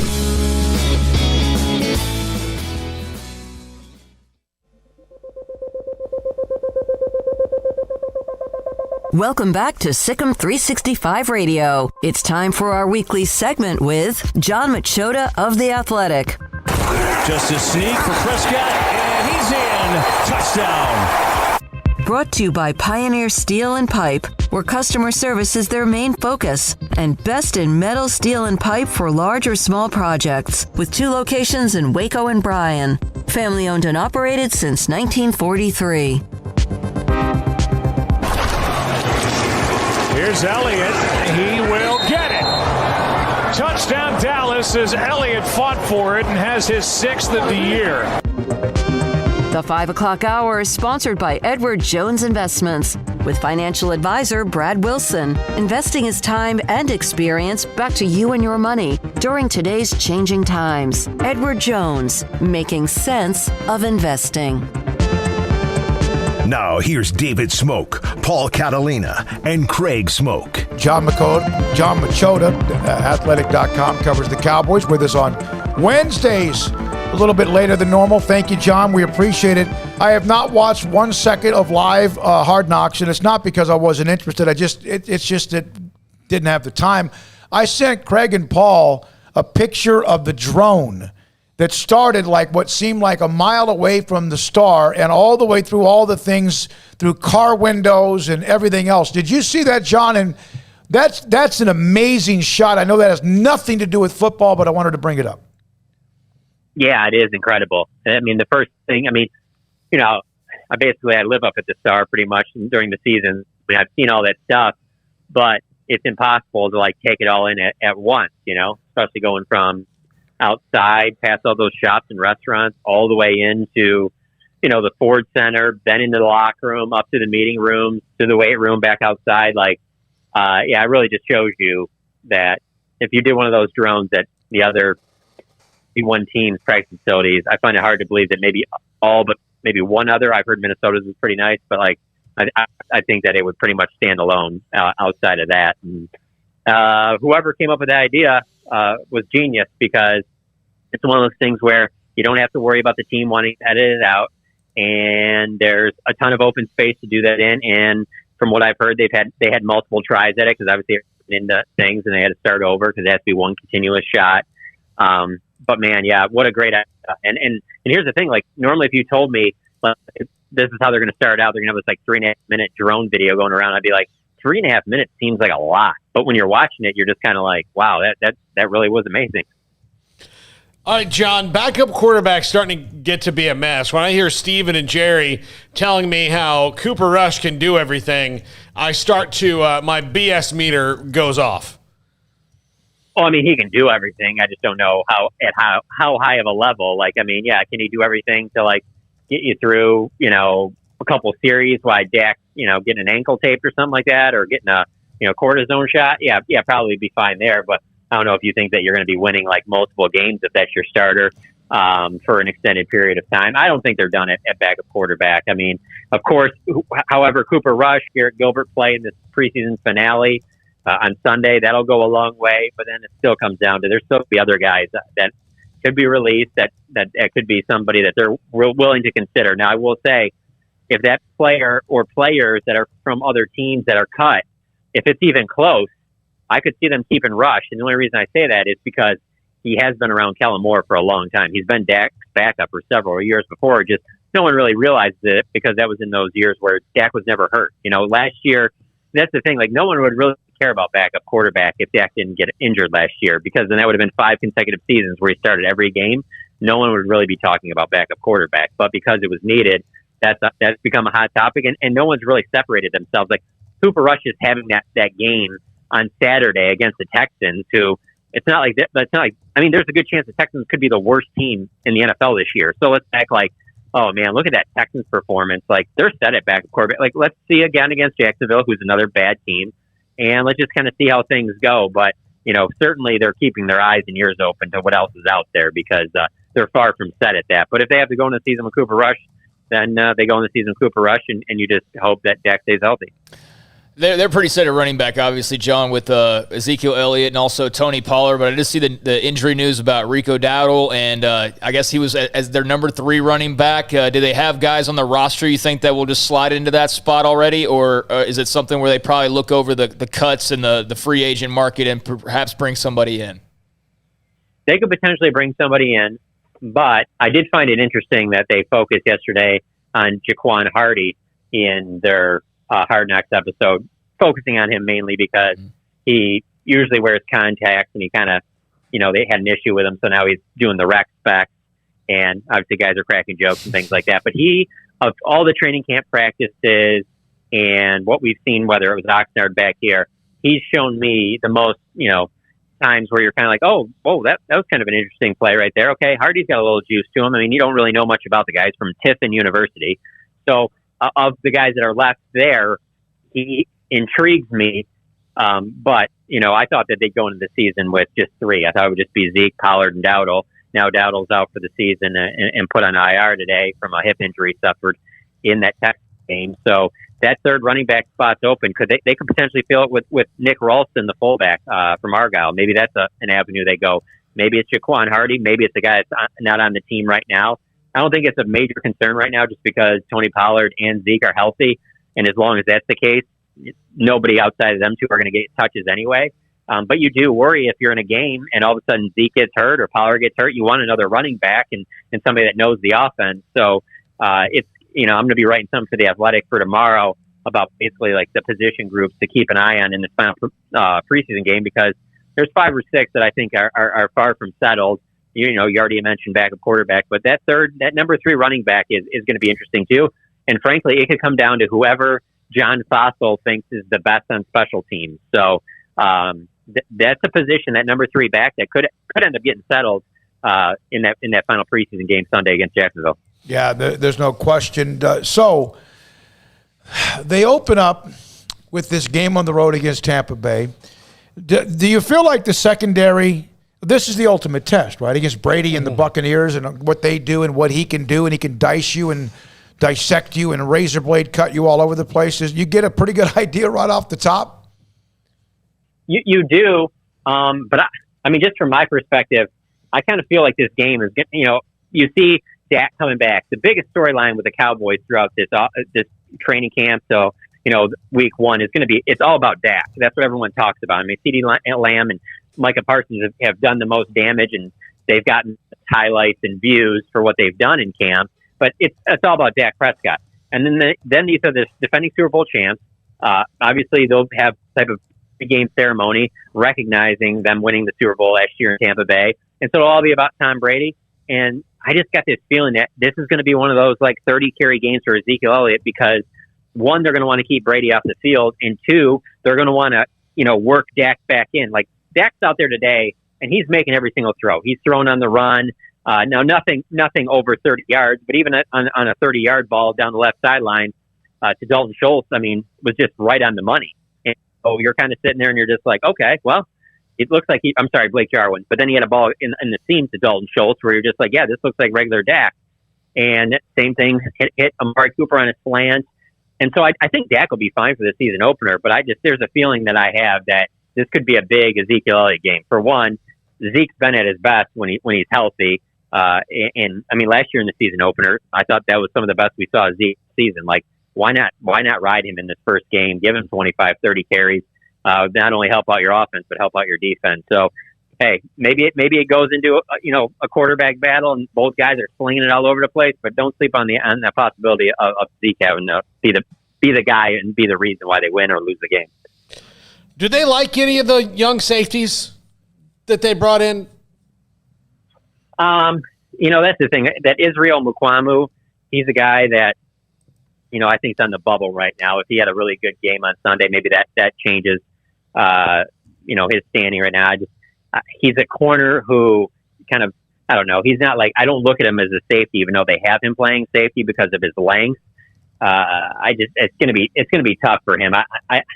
Because here's the deal at safety. Like, they really like Darian Thompson special teams. And so I know fans, when you mention Darian Thompson and a possible 53, just get so annoyed. I'm not saying he's going to play a bunch on defense, but if you keep Darian Thompson, then I think you're keeping 5 safeties because you're keeping DeMonte Casey, you're keeping Donovan Wilson. I don't see why you would sign Malik Hooker if you're not keeping him. And then really the best safety or made the most plays over the last few days, last week, is probably Jaron Kearse. Yeah, I mean, today, Dak's out there for 18 plays, 6 handoffs, 12 passes. He completes 11 passes. The only incompletion was Jaron Kearse coming on a blitz and knocking the ball down at the line of scrimmage. Like, he's a pretty good player. He's a good special teams player. So I think they're going to go with more veterans there. I just don't know that any of those young guys really have a chance at safety. Thank you, John. Appreciate your time. We got a text. John Machota, theathletic.com, covers the Cowboys. Got a text as he was wrapping it up. Carl Campbell, huge Penn State fan. Does Micah Parsons get his first sack against TB12 in the opening game in a week or two against the Buccaneers? All right, coming up next, Hall of Fame writer John McClain, Paul's Top 5 in 18 minutes. Armstrong and Jack are here today behind the scenes that make us look better in front of the scenes, in front of the cameras with Paul Craig, David Smoak, and this is 365 Sports, and Sikkim 365 Radio. Ideal MRI, they can save you, oh my gosh, hundreds of dollars, and they have the best when it comes to technology, state-of-the-art technology MRI machine. I've been in it a couple of different times. It is elite, it is amazing, it is accessible, and it's not where you get an appointment and then you hang around for 30 minutes. They tell you to be there early, and then 30, 45 minutes, you still haven't even had your name called. IdealMRI.com will get you loaded up with an appointment. You go in. The waiting room is not very large, so you're not going to have to worry about 25 or 30 people or 25 other speakers going off. They get you in. The Texans specialist will let you know what to expect. You have the MRI, and then you can take that evidence of an MRI, of a muscle, a ligament, something that hurts, and send it to your orthopedic surgeon, your doctor, Dr. Rob Maxey, Al LeBlanc, and all the great people at Ideal MRI can do that for you because they have this place that's not a part of a huge system, but the huge systems depend on them. So if a doctor's told you, hey, we need to get an MRI, you tell them about IdealMRI.com in the Central Texas marketplace. On average, an MRI is $1,100. Theirs is $497 or less every single time at IdealMRI.com. Make this a summer event as rocking at Allen Samuels with the 2021 Ram 1500 Quad Cab Lone Star with total values up to $6,250 or 2.9% for 72 months plus $2,000 in bonus cash. The 1500 Crew Cab has the top safety rating and is ranked #1 in full-size pickup trucks. Allen Samuels, 201 West Loop 340. Come by. Let's be friends. See dealer for details. All offers have credit requirements.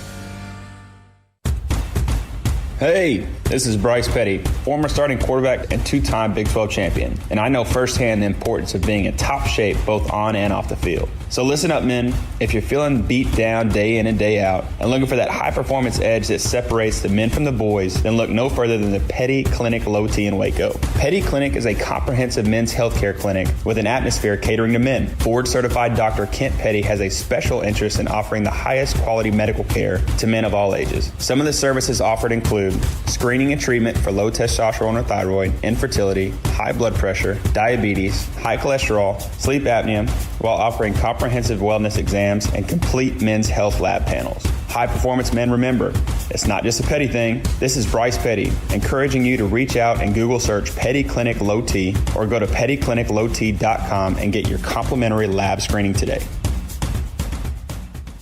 From the first workout to the last practice, sports is an incredible and rewarding challenge. Hi, everyone. This is Dan Ingham with the First National Bank of Central Texas, and we're proud to support each athlete, every parent, and our educators.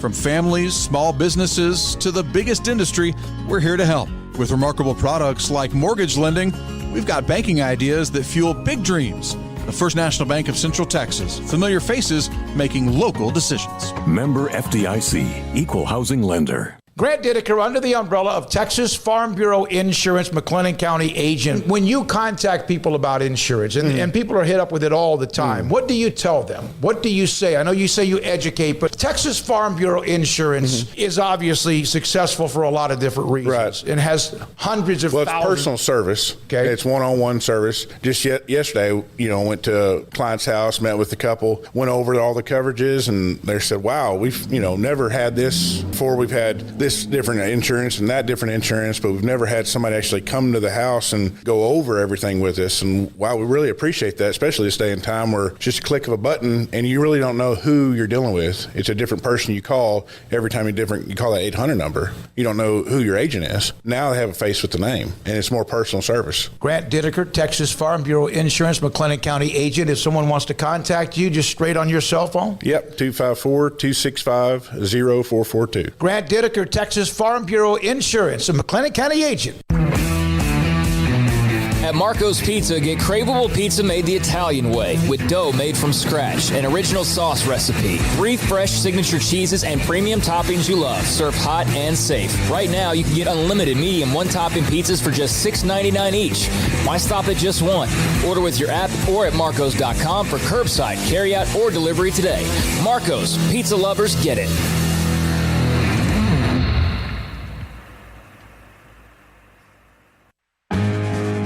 Welcome back to Sikkim 365 Radio. It's time for our weekly segment with John McClain of the Houston Chronicle, brought to you by Pioneer Steel and Pipe, where customer service is their main focus, and best in metal, steel, and pipe for large or small projects, with 2 locations in Waco and Bryan. Family owned and operated since 1943. John McClain, Houston Chronicle, here with us on Sikkim 365 Radio. John, the NFL is getting more and more serious about vaccines. As cut-down day gets closer, do you expect a player's vaccination status to come even more into question if they're on the bubble and don't have the shot? Oh, absolutely, Paul. It'd be stupid if you didn't do it. And one reason is if you they can't say they're cutting you because you're not vaccinated, but they can say they're cutting you because you didn't play well, or you didn't play as well as the guy they're keeping. And if you want to try out for another team, you've got to quarantine for 5 days, just like last year. All of last year's protocols are in place. And if your team creates a forfeit, you lose your money and the other team loses the money, and your team has to pay all the money lost from television. So it's an expensive proposition. I do not know why the union wouldn't just come out and instead of encouraging them, agree, we're going to protect you from yourselves. Everybody has to be vaccinated or you don't play. John McClain, Houston Chronicle, with us on Sikkim 365 Radio. John, they changed up the preseason a little bit, and there's now this gap between the last preseason game and the first game. Will that allow teams to not have to rush from cuts, picking people up right into the season? Does it allow them a chance to kind of, in a way, marinate the roster a little bit before they play their first game? David, the reason they did that is it's a bye. And so teams are going to treat it like a bye. Another reason not to be a nincompoop, not get vaccinated, if you are vaccinated, you can take off for a week if your coach gives you off for all your hard work in training camp and preseason. But if you are not vaccinated, you have to stay and get tested every day. And so what is going to happen, the rosters are cut from 80 to 53 on Tuesday by 3 o'clock. The next day, you can sign as many as 16 players to the practice squad, including 6 veterans with at least 2 years of experience. Then you can protect 4 of them before every game from other teams signing them. And so I think teams will rush out to fill up their practice squads. In the Texans case, everybody talks about this guy getting cut, that guy getting cut. I said, there's a good chance that guy's going to end up on the practice squad. And the only reason they would look for other players is because I'm guessing the general manager, Nick Caserio, came from the Patriots, and there's got to be Patriot players who will be available that he was part of drafting. So I expect them to add some Patriots. Let me put it like this. I'm sorry. I expect them to add more Patriots to the Texans roster. So, John, what have 2 preseason wins told you about the Houston Texans? That their backups have played well. Like people said, well, the Texans didn't play against Aaron Rodgers and Dak Prescott. And I'm like, really? I didn't know that. Didn't notice. So we're supposed to discount everything they did. Against the Cowboys, for instance, they had 5 sacks and 4 turnovers. And of all the players that produced those, only one was a starter, Charles Omenihu. So, and the offense was terrible because the Cowboys started 8 or 9 starters on defense, and the Texans' offense continues to struggle. But tell you what, Lovie Smith's defense, 7 sacks, 7 turnovers, 2 games, and I don't care if Dak Prescott and Aaron Rodgers didn't play, they still have some good players on those teams. John, is anything new in the Deshaun Watson saga, or are we just still rotating around? What's this deal about the FBI?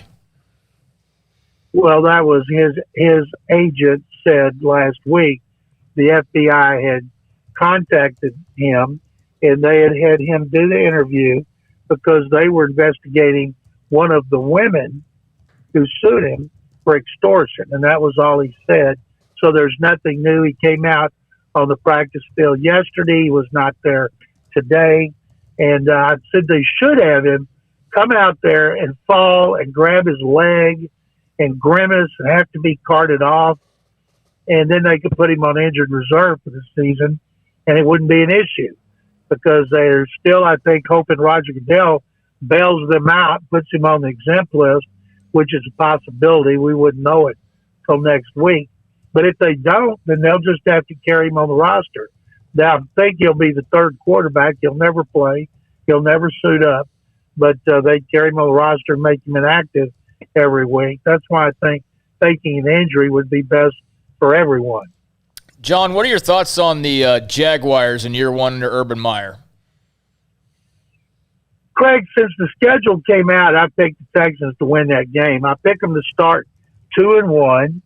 And then win one more game against the Jets and finish 3-14. And the Jaguars, the reason I picked them to win, Lovie Smith is a veteran coach, a long-time coach with a defensive background, and I think he will have a real good plan for a rookie quarterback making his first start. And then Urban Meyer, I don't care how great you are in college football, when you're coaching your first NFL game and your first NFL season, there's a transition period for you as well. And look at Jimmy Johnson's first season; they were 1-15, and so I think the Texans will beat the Jaguars, but Jacksonville's favored by 3 points. Yeah, it's interesting. Go ahead, Paul. You got something? Okay. Now, John, in the end, now this is a season which, of course, last year they found a way to play everything and they got through it, and it was an incredible win for Tampa Bay. Is there someone that's a dark horse team? Because every year there's going to be, because of that deal where how many years in a row, like 20-something, 4 teams who made the playoffs won't, and 4 teams obviously that didn't will. Is there someone in particular that maybe was down or has been down a little bit that you feel like is ready to come back and be a major part of the playoffs? David, it happens every year, but when you're trying to predict it, that's difficult. I had to make my predictions for our football section, and I tried to not even think about who made the playoffs last year. And I looked at it, and other than that, I always like to be different on my Super Bowl pick. That worked with Philadelphia 4 years ago, and I can't remember who I picked last year. It didn't work, but so I'm picking Cleveland just to be different. And I looked at the playoff teams, though, and the only one I had making the playoffs that didn't was Atlanta. And I'm doing that because of Arthur Smith, their first-year coach, who did such a great job with the Titans. I have a lot of faith in him. But it's just hard to pick who's it going to be. Some people think the Chargers. Well, maybe so because of Justin Herbert.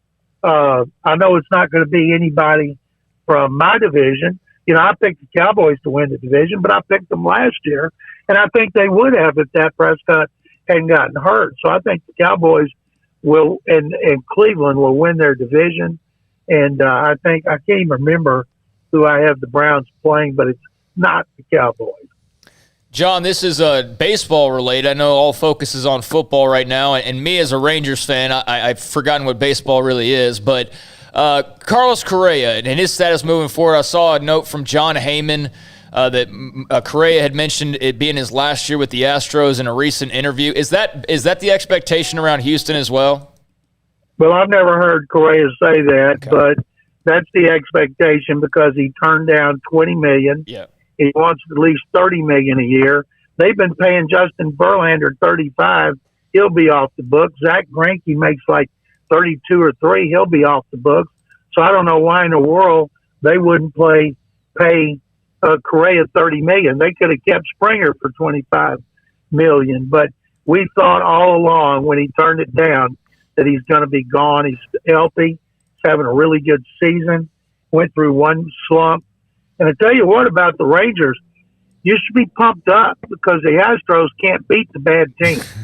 And so the Rangers may sweep them again. Yeah, that would just be so typical. 162 games, craziness can happen just because of the odds of so many games. John, thank you as always, my friend. Thank you for your time. Thank you, guys. And remember, Secom. Thank you to John McClain.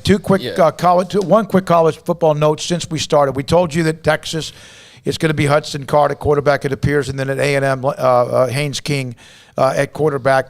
There's a note about, they have this alliance, the Pac-12, Big Ten, and ACC, and yet today there's a game announced between the Pac-12 and the SEC that's going to be coming up in a couple of years. Craig, you got that note? Yeah, LSU and USC are going to play Labor Day weekend 2024 at Allegiant Stadium in Las Vegas, which had some major issues in hosting SummerSlam this past weekend. Like the pyrotechnics weren't working, the vendor machines went down, so nobody could buy anything at the concession stands. At one point, I think one concession stand just started handing over free stuff because you couldn't buy anything. Everything was down. Throw it away anyway. Yeah, so it was kind of. But I mean, the stadium looks really nice, and that's just part of being new and working out the kinks. But they will play at Allegiant 2024, LSU, USC. Folks who typically talk really positive about the SEC are using this as a way to poke fun at the Alliance.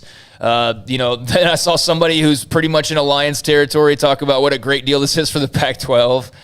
I don't know if I like reporters and tribalism. I don't know that I like to see that there's almost like conferences being formed amongst reporters. It's just kind of. I mean, I know reporters cover conferences, but it's funny. Like one story, and one side has this one viewpoint, and this other side has this total viewpoint, and their viewpoints fit their own. It's just funny to me. But yeah, that's a massive game, and. It'll be on ESPN ABC. So 2024, not that far away, LSU and USC.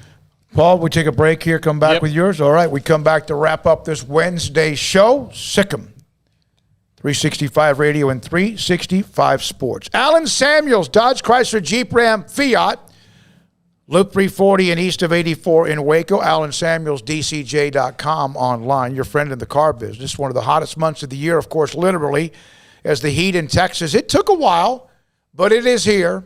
No question. Make this the summer event. The 2021 Ram 1500 Quad Cab Lone Star. Total value is up to $6,250 or 2.9% financing for 72 months plus $2,000 in bonus cash. The Ram truck owners, the most loyal to the brand. Repeat, back-to-back-to-back Motor Trend Truck of the Year. Make the summer event as well for the new 2021 Grand Cherokee Laredo. Total value is $3,500. 0% for 48 months is the other option, plus $2,000 in bonus cash. And the most prestigious Jeep, the 2021 Jeep Grand Cherokee, the L.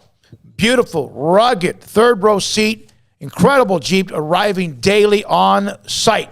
Alan Samuels, Dodge, Chrysler, Jeep, Ram, Fiat, Loop 340 east of 84 in Waco. Escape the mundane with the responsive power and exhilarating agility of a new Cadillac from Richard Carr Cadillac. Smile behind the wheel again in the supercharged sophistication of a CT4 or CT5 sedan, or the sporty and spacious XT4, XT5, or XT6 lineup of SUVs. Starting at only $33,395, the Cadillac of your dreams is waiting now at an affordable price at Richard Carr. Test drive from the expansive selection at Richard Carr Cadillac. or let us bring a test drive to you. Go to richardcarcadillac.com to schedule a test drive today. With so many companies and policies out there, it gets so confusing shopping for insurance, and I never know if I'm getting the policy that's right for me. Luckily, I met the team at the Niche Group Insurance Agency. With the Niche Group, you can go to one company and get access to coverage options from many insurance carriers, and you get to speak to a real person about your specific coverage needs. With the Niche Group, I know I'm getting the right coverage at the right price. If you need insurance, talk to the experts at the Niche Group at 1-800-258-8302. One size fits all.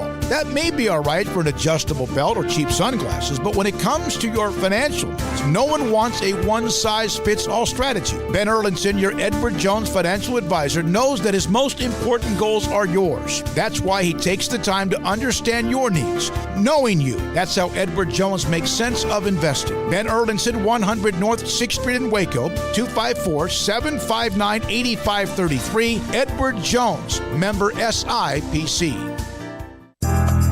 Riverbend Liquor and Wine, Lakeshore Drive at North 19th Street in Waco is a hidden gem. They've got a great selection of spirits, wine, and the most extensive selection of craft beer in Waco in their gorgeous walk-in fridge. And they have an amazing array of high-end bourbons like Pinhook, Weller, Buffalo Trace, Brush Creek, Hotel, Garrison Brothers, Thomas S. Moore, Hooten Young, and Bardstown. Great customer service and a convenient and speedy drive-through window. Riverbend Liquor and Wine. Find out more on Facebook and Instagram.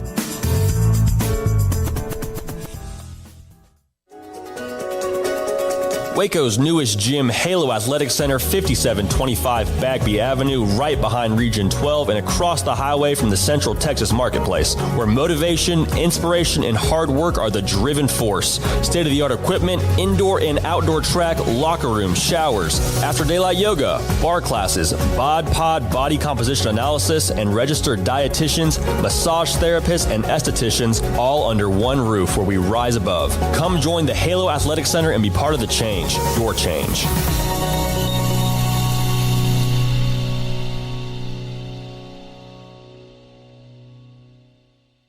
Parenting is full of surprises. You never know what to expect. So after our son was born, I called my Texas Farm Bureau insurance agent to set up a life insurance policy in case something happened to me.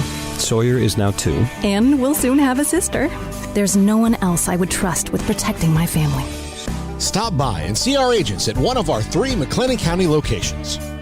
Coverage and discounts are subject to qualifications and policy terms and may vary by situation. I hate my job, but I don't mind getting up in the morning. I dread each day, but I can't wait to get out of bed. You ask me why, and what I'll say to you is true. Well, you can get breakfast tacos at Rudy's Barbecue. Scrambled eggs and brisket, they ain't fooling around. Salsa drap, son, they're the best in town. Barbecue for breakfast, yes, it's true. Put a smile on your morning at Rudy's Barbecue. Next in line. Welcome back to Sikkim 365 Radio. This is Paul Catalina's Top 5 at 5:55. Presented by Slapsticks Comedy Club. For ticket information, go to slapstickscomedy.com. All right, top 5 coaches on the hot seat as we enter the college football season. I bet you both the guys to my right will guess who number 1 is, but we'll see. Number 5, Matt Wells at Texas Tech. They've got to get an identity in a hurry, guys, or Matt Wells is going to find himself looking for a job. And I think Matt Wells is probably a good coach. I don't know if he's the match at Texas Tech, and I don't know who they are. I don't think they do either. Do you know the last time Tech had a winning season? It's been a bit, hasn't it? When Mahomes beat Baylor? 2015. Mm-hmm. 2015, I believe, was the last year. They were 8-8, not 8-8. They're 8-14 now as Matt Wells enters his 3rd season. So he's 6 games under 500 so far as a head coach. I mean, this is a year where he's got to show something. Especially with all the uncertainty moving forward, the last thing you want to do is be losing a lot of football games. Like, that's the last thing that you want. Not that if he goes out and wins a bunch this year that all of a sudden Tech's going to the Pac-12 as a result. But, yeah, Matt Wells certainly on the hot seat. All right, number 4, Dino Babers at Syracuse. He's had some exciting times and some big wins for Syracuse, but mostly they either have this crazy game where you can't believe Syracuse is winning, or they're getting blown out.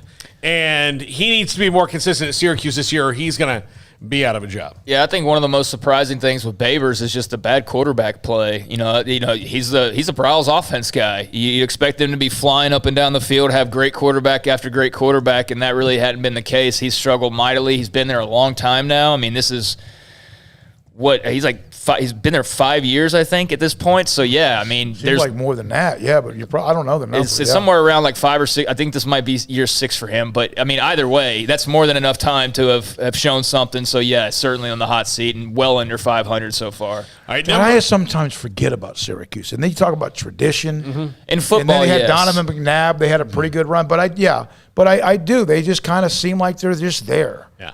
Number 3, Justin Fuente at Virginia Tech. Hot young coordinator, right? When growing up. Well, yeah, but then he was at Memphis, and Mike Norvell and Justin Fuente, both the last 2 coordinators from Memphis, have gone to the ACC and gotten head coaching jobs. There's people on our message board that will talk about fire Justin Fuente. We're not even talking about Virginia Tech all the time on the chat. He has not done well, and part of Justin Fuente's problem is he took over for Mr. Virginia Tech football. I mean, let's face it, Frank Beamer built that, what they were. He built the whole culture. Justin Fuente hasn't even gotten him close to that yet, really, and Virginia Tech fans miss Beamer ball. And if Shane Beamer goes to South Carolina and does well within the next year or so, that's going to even make it worse for Justin Fuente, even though one thing has nothing to do with the other. Yeah, he has been a bit of a disappointment. I remember when Baylor was hiring Dave Aranda. I remember the Justin Fuente rumor popped up, and Virginia Tech fans, I think some of them were like, go. And then some of them were like, no way, why would you go to that dumpster fire and blah, blah, blah. But maybe some of those now wish that he had gone to Baylor. But I think everybody's happy around here with Dave Aranda for at least the time being. So, Fuente certainly on the hot seat. It's been very uninspiring and just doesn't feel like Virginia Tech anymore. Yeah. Number 2, Clay Helton at USC. They've been clamoring at USC for somebody else other than Clay Helton essentially since Clay Helton got the job. But he does really need to start showing something here, especially if USC, they're always going to kind of have their power position in the Pac-12, but if they really want to have that power position and back it up, they've got to start showing something. I think they've got a good quarterback coming back in Keaton Slovis. Oh, yeah. But he's better than he's really good, right? Yeah. Graham Harrell, the offensive coordinator, Yeah, so they've got a shot, and Graham Harrell was a great hire for him. So we'll see if that makes a difference for the Trojans this year. Yeah, I mean, they were, unbeaten in the regular season a year ago. It was a really weird season, though. But, yeah, I mean, he's at least an above 500 coach by a good little amount, but it's felt like pretty much 500. USC's not looking for barely above 500 football. I mean, that's fair to say. Been a lot of little things here and there where they've struggled, and they are a very undisciplined football team and have been, so they got to clean that up. But, he's had long enough now. It's been a weird roller coaster he's been on, too, but he's had long enough that it's understandable for him to be on the hot seat. Yeah. And number 1, sorry, Smokey, but Scott Frost in Nebraska, I wasn't even really put him above 5, if not for the NCAA violations he may have committed during COVID. But if Nebraska's bad again and they've got these NCAA things and they can get out without having to pay his buyout, you would think that maybe they move on. And I hate to say that because I think... Is this for me bringing up Willie Taggart? No, I did this long before you did. This is responsible. Long before I did that. I know. So well, you didn't know. I'm glad I brought up Taggart now. Yeah, I mean, you should Willie Taggart. Yeah, I mean, yeah. Yeah, you and I have been in a lot of pain the last 5 or 6 years, and for me, even longer than that, because at least Jameis Winston won a national title. It's been 8 years since that happened, but yeah. Yeah, I think this is kind of like with, I don't feel like USC really has an identity anymore, and I don't feel like Virginia Tech really has an identity anymore. And with Virginia Tech, it's more understandable because that was Beamer. That was Beamer's program. But they're just they're names and really just kind of names now. And Nebraska's one of those too. It's just like a name. It doesn't have an identity. It's not the black shirts. Yep. It's not the option. It's not any of that stuff that made them unique in who they are. And that's kind of what I was hoping for with Scott Frost coming in, is to have more of an identity, but they don't have one at all. And it seems like these things aren't really right with him in administration. And yeah, it's been the complete opposite of what I was hoping for and expecting with Scott Frost in Nebraska. Yeah, I've got a lot of T-shirts, and not a lot of them ever come out of the closet. Yeah. So I'm not coming out of the closet, Paul. That's what I'm not doing. And Great way to end the show. Big announcement. Yeah, thanks. All right. Hey, tomorrow, North Texas head coach Seth Luttrell will be a part of our show among some other guests as well. Max Olson, theathletic.com. Armstrong Sims, great stuff, Paul. Armstrong Sims, Jack McKenzie. Craig will have his Off the Radar again Tuesdays and Thursdays for Craig Smoak. And, of course, there will be college football news. Yes, Paul Catalina. Don't forget the debut show of the Texas High School Football Show presented by Smokey.com. 12 o'clock on Premier YouTube at Channel 365 Sports. I'm David Smoak. Thank you. Good night. Big 1-2 tonight. The big 1-2 tonight. 7 o'clock? 8 o'clock. 8 o'clock.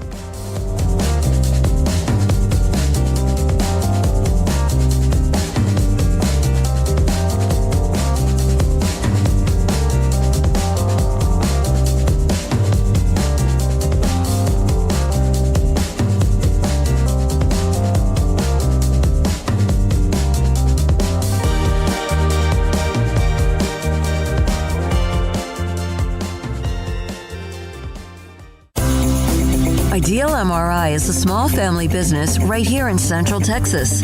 We're open to support you while lowering the cost of healthcare bills.